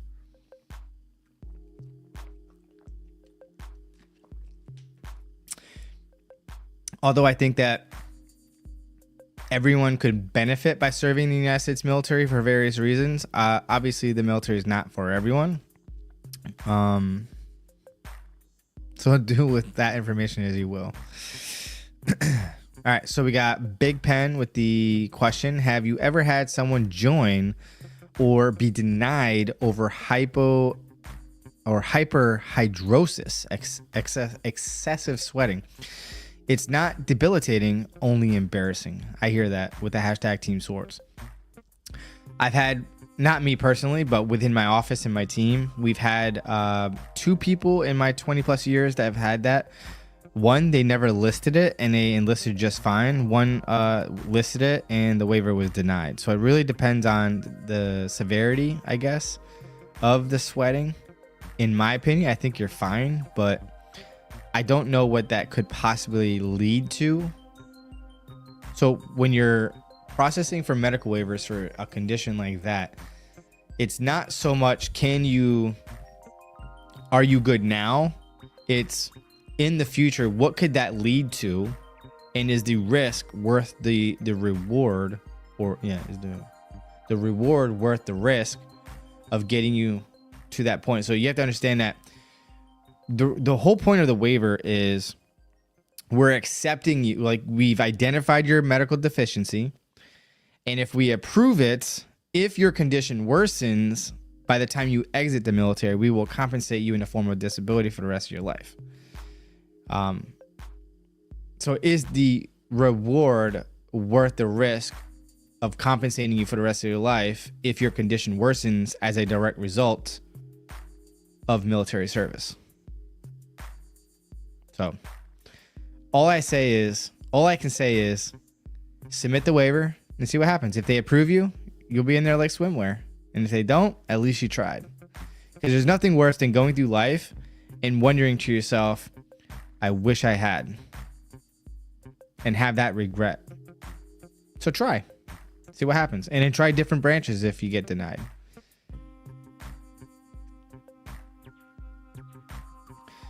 Stephanie Grady says, if I'm off meds for 3 years with an all clear letter from my doctor, but had a major depressive disorder and anxiety with hospitalization and psych ward for 3 days, can I still get a waiver? If 3+ years has gone by, yes, a waiver is very likely. I know with anxiety, they're really sticking to a 3-year mark for anxiety. So if it's been more than 3 years, then you're fine. So watch this video here if you're just tuning in now and have not seen it. Definitely go check that out.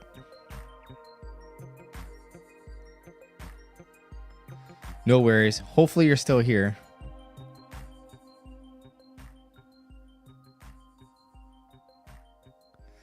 Neil says, is it true that National Guard is stricter to join than active reserve? Or is the quotation requirements for the same in terms of requirements? It's the same requirements and regulations and policies. There is no difference. One is not more strict than the other, in my opinion. Frank Brito, it's medical waivers. It could be a couple of days to several months. It really depends on the condition and your unique circumstances and details and history of your condition that's being reviewed for a medical waiver. It's subjective.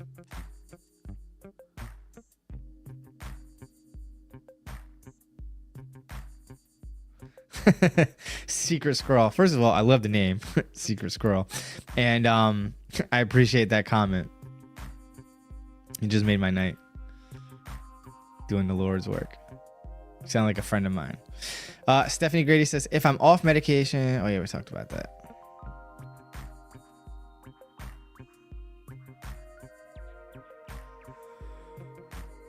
So Mr. 55 Speed says, went to my outside vision consult. Finally, vision was 20/30 and 20/40 with mild color deficiency. How is that?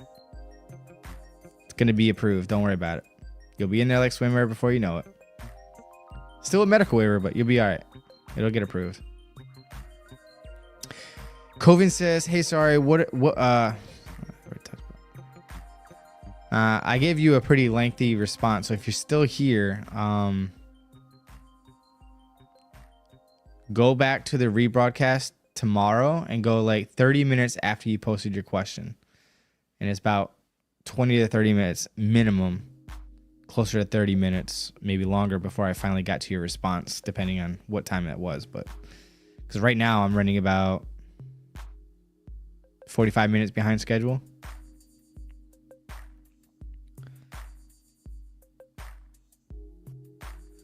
Casper says,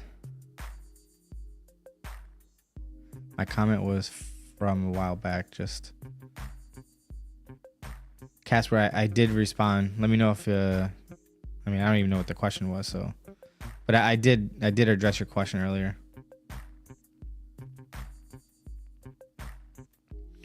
How does the U.S. Army Hometown Recruiter Assistant Program work, and is it after basic training or AIT? So you'll be approved for, if it's in your contract at the time that you were enlisting, if you wanted to do hometown recruiting. Once you complete all your initial entry training, you'll go back to your hometown and you will work with your local recruiters for 7 to 10 days, which is like, it's not time off. So like you work with your recruiters, and in the evenings you get to spend extra time with your friends and your family. And then at the end of those 7 to 10 days, you'll go straight to your duty station from there. DJ's Gaming says, how hard is it to change your MOS after your first contract in active duty? At the end of your contract.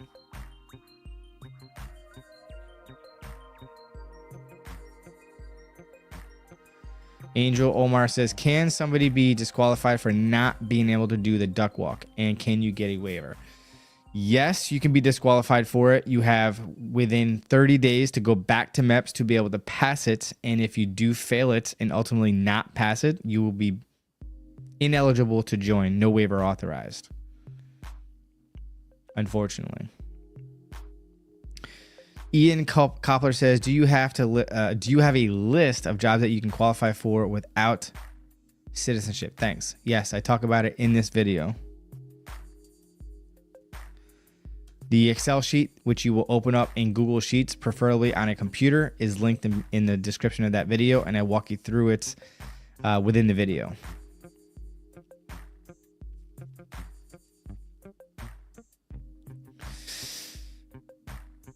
Carol Bogle says, I'm 32. I took the test at MEPS, passed. Thank you for the helpful videos on what to expect and how to prep. By the way, I feel like my recruiter is ghosting me. It's been 2 weeks. Should I do? Last communication, she said she was waiting for approval, but didn't go into detail.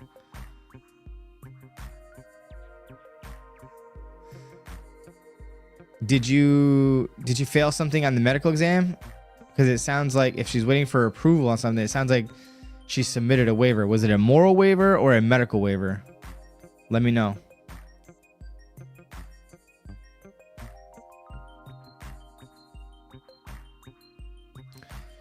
More nukes. Good luck in basic training. Have fun. Make the best of it. Enjoy it. Make friends. Connor said, I need a waiver for scoliosis. The MEPS doctor who looked at it said it was just a little bit. Yeah, if it's no more than 10 degrees, it'll definitely get approved.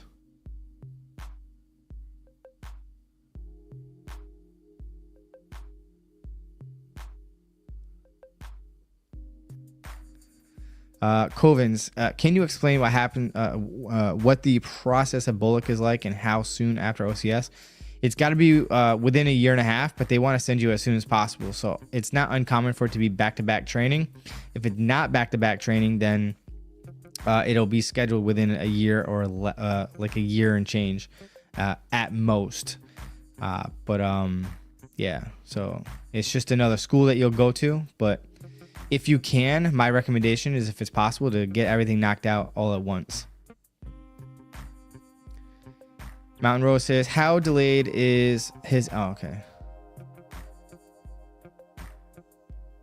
Apparently I'm 30 minutes behind schedule at this moment.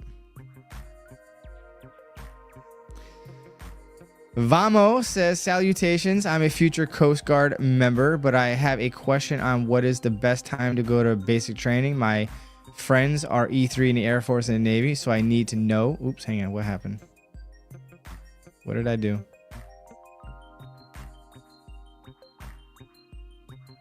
I just lost my spot. Where was I? All right, so I know I was around.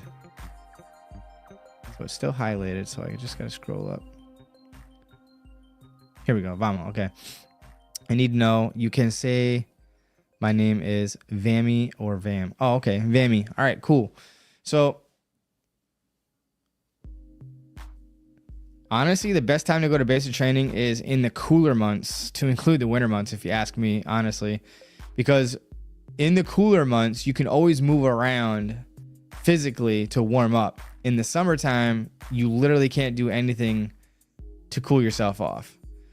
So that would be my recommendation, is to go into like as soon as possible, and the cooler months would be probably more enjoyable and easier. Well, I guess it's subjective, but I think that the cooler months are better to go than the summertime. But in the Coast Guard, you do a lot of swimming, so maybe the summertime would be better. Who knows?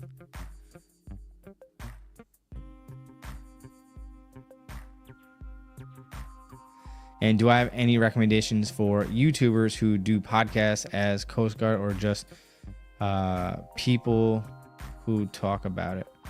Are you asking me if I know any Coast Guard YouTubers personally that you could tune into and listen to or watch their videos?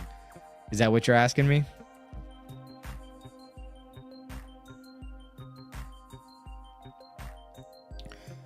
The only one I know is, and he's not about information anymore. He's more about entertainment. He was in the Coast Guard. Forgot his name though. He was the only one that I know of. Actually, let me see if I have something.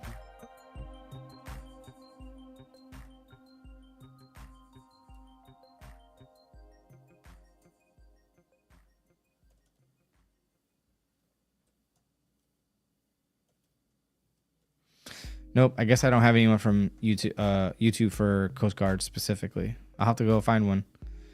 Sorry. Ian Copeland, how does politics work in the Army? Is it just ignored? When you're talking amongst your peers and not public, you can talk about whatever you want as long as it's respectful and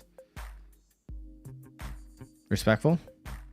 But publicly, we don't have a public opinion, no matter what branch of service you're in.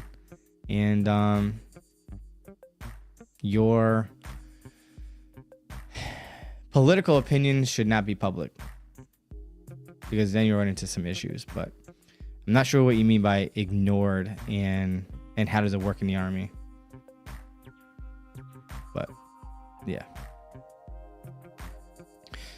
South Jersey Artisan says, infantry versus military police corps for merging 19 Delta and 31 Bravo.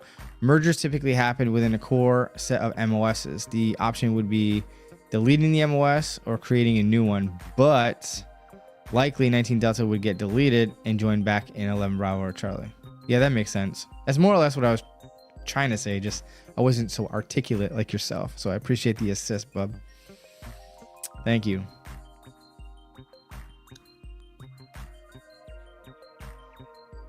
Jonathan Johnson, I'm going to come back to you because I just got a super chat coming in from K. Kerwa. So this person says, do drill sergeants own everything at basic training? I heard they own the grass too. Future Army reservist here, 68 Charlie. Thanks for your encouragement.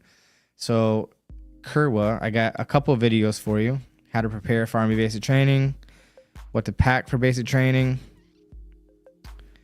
and basic training reception, minus the COVID information, because obviously COVID is gone. But with that being said, those 3 videos would definitely get you set up for success in basic training as far as knowing what to expect and all that good stuff. Appreciate your support in the channel. Congratulations in joining the Army, and good luck in training. But we don't technically own anything at basic training, but we definitely imply that we do. And yeah, just enjoy the time while you're there.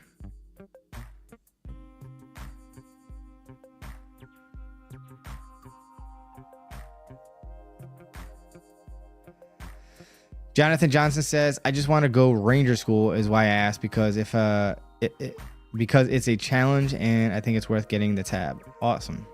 I love it. Definitely go for it if you can. Big O, any construction jobs in the military? I want to join the Army active duty. Yes, it's called the Corps of Engineers. Any 12 series is going to be related to engineering and construction. King Cade says, currently in processing at Fort Bragg for 82nd Airborne. Those months training were definitely worth it. Hell yeah, that's what I'm talking about. Good stuff.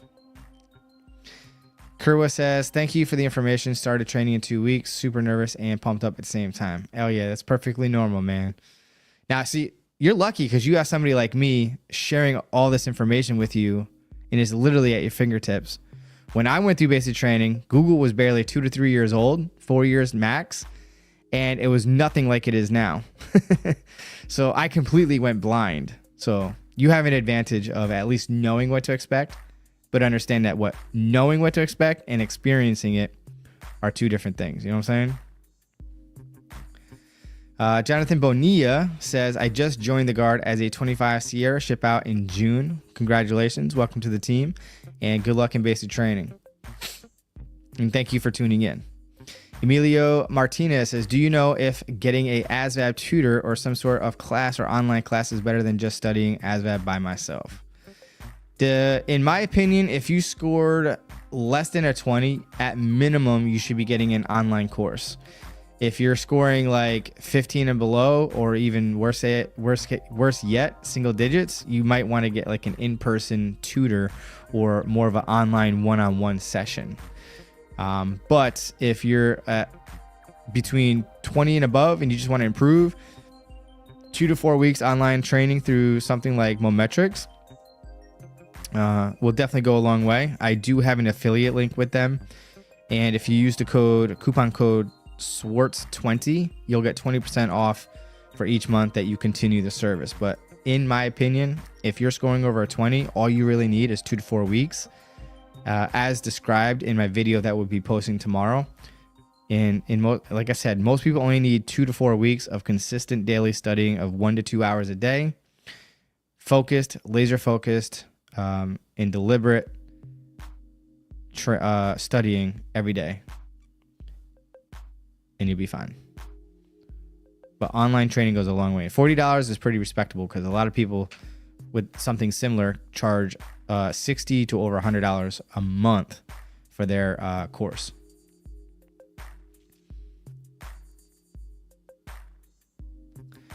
Corrupted Redemption says, hey, is MEPS in Fort Hamilton backed up? It's taking me forever to get in to do my physical.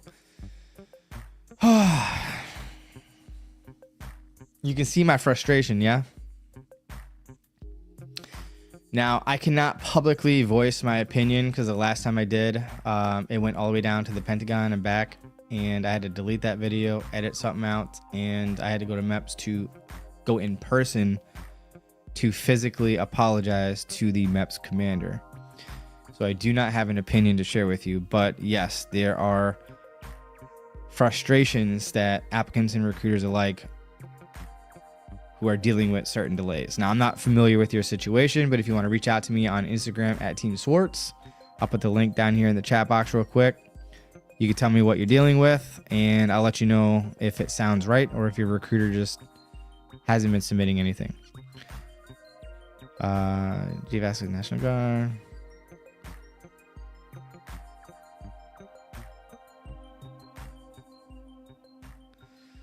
More nukes. Is OSUT training hard? It's no harder than normal basic training. The thing that makes basic training more challenging or more frustrating, comparing like OSUT versus traditional basic training in AIT, is that with OSUT, you're with the same basic training drill sergeants all throughout, and they treat you like you're in basic training the entire time that you are there. Where conversely with basic training in AIT, once you get out of basic training and you're in AIT, it's typically like a 9 to 5 job with PT in the morning, and it's a lot more relaxed environment. So yeah, but I wouldn't say that the training is harder. It's just that they're sometimes more strict, because combat qualified drill sergeants, not combat like combat experience, but like combat arms. Like obviously, if you're going to infantry school, then you're gonna have infantry drill sergeants teaching you, and they typically are a little more strict compared to a combat support qualified individual like myself. But the standard is still the same no matter what.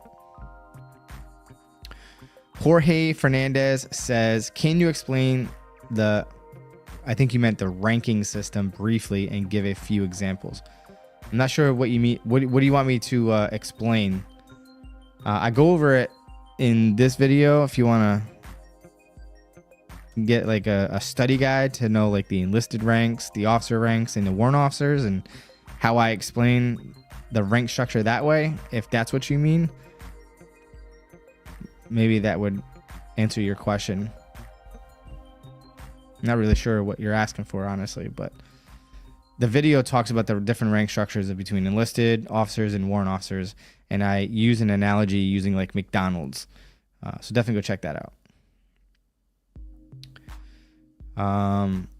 Grinding Graham says, does the buddy plan work when going for the National Guard? Yes and no. My advice to you is to process your enlistment contract on the same day with your buddy to get the same ship date for the same location. And at the very least, you'll be in the same company. Hopefully the same platoon, but best case scenario or worst case scenario, it would be the same company, not the same platoon. But usually you'll get the same platoon as long as you do it that way. VME says, salutations. I talked about that.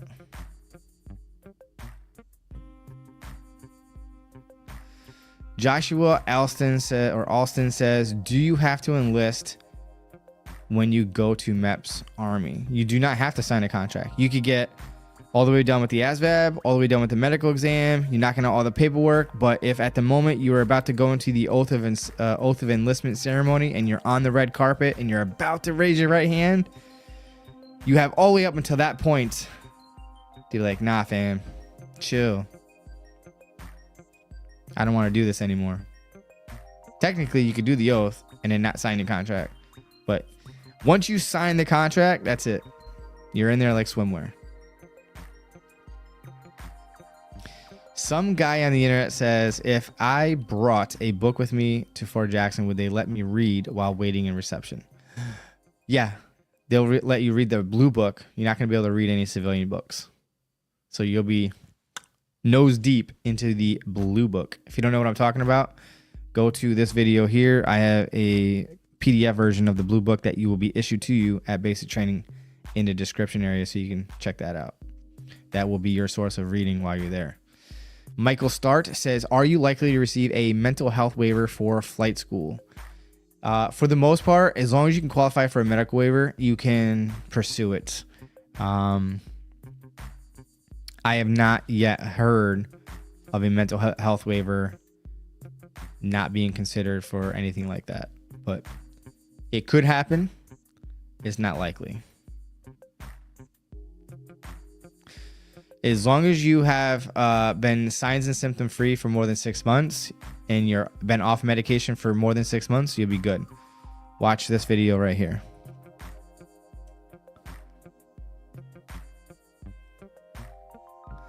LaShawn Scott says, want to do a big shout out to my recruiter, Staff Sergeant Nugent from from the Georgia Army National Guard. Hell yeah, that's what I'm talking about. Good stuff.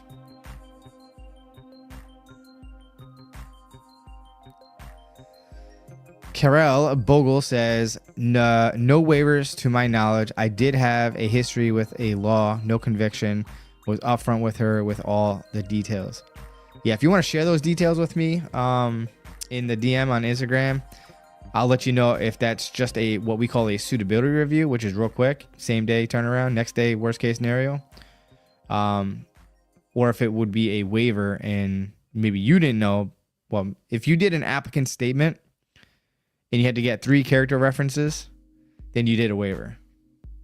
If you didn't do any of those, then it's probably just a suitability review, but you still probably needed at least a applicant statement for that. Bebop, I can probably say no, we don't. I have not seen any nuclear programs for the Army in my 20 plus years of recruiting.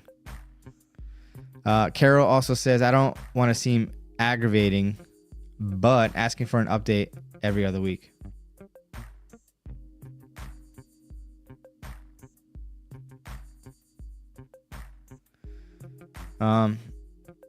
Without knowing your details, I really don't know how to respond or to give you advice, honestly. So if you want to DM me, if it's personal in nature and you don't want to post it here, Instagram me, DM me, and we'll take it from there. Tyler Boyd says, as an E5 sergeant, would it be easier to interstate transfer to a RSP unit or a regular line unit? I would say as long as the state was okay with it, it would be much easier to transfer to another RSP unit as a cadre member, as an instructor, if you're already an RSP instructor. If you're not already an RSP instructor, then you're just going to have to switch to another unit in your MOS, in a regular line unit.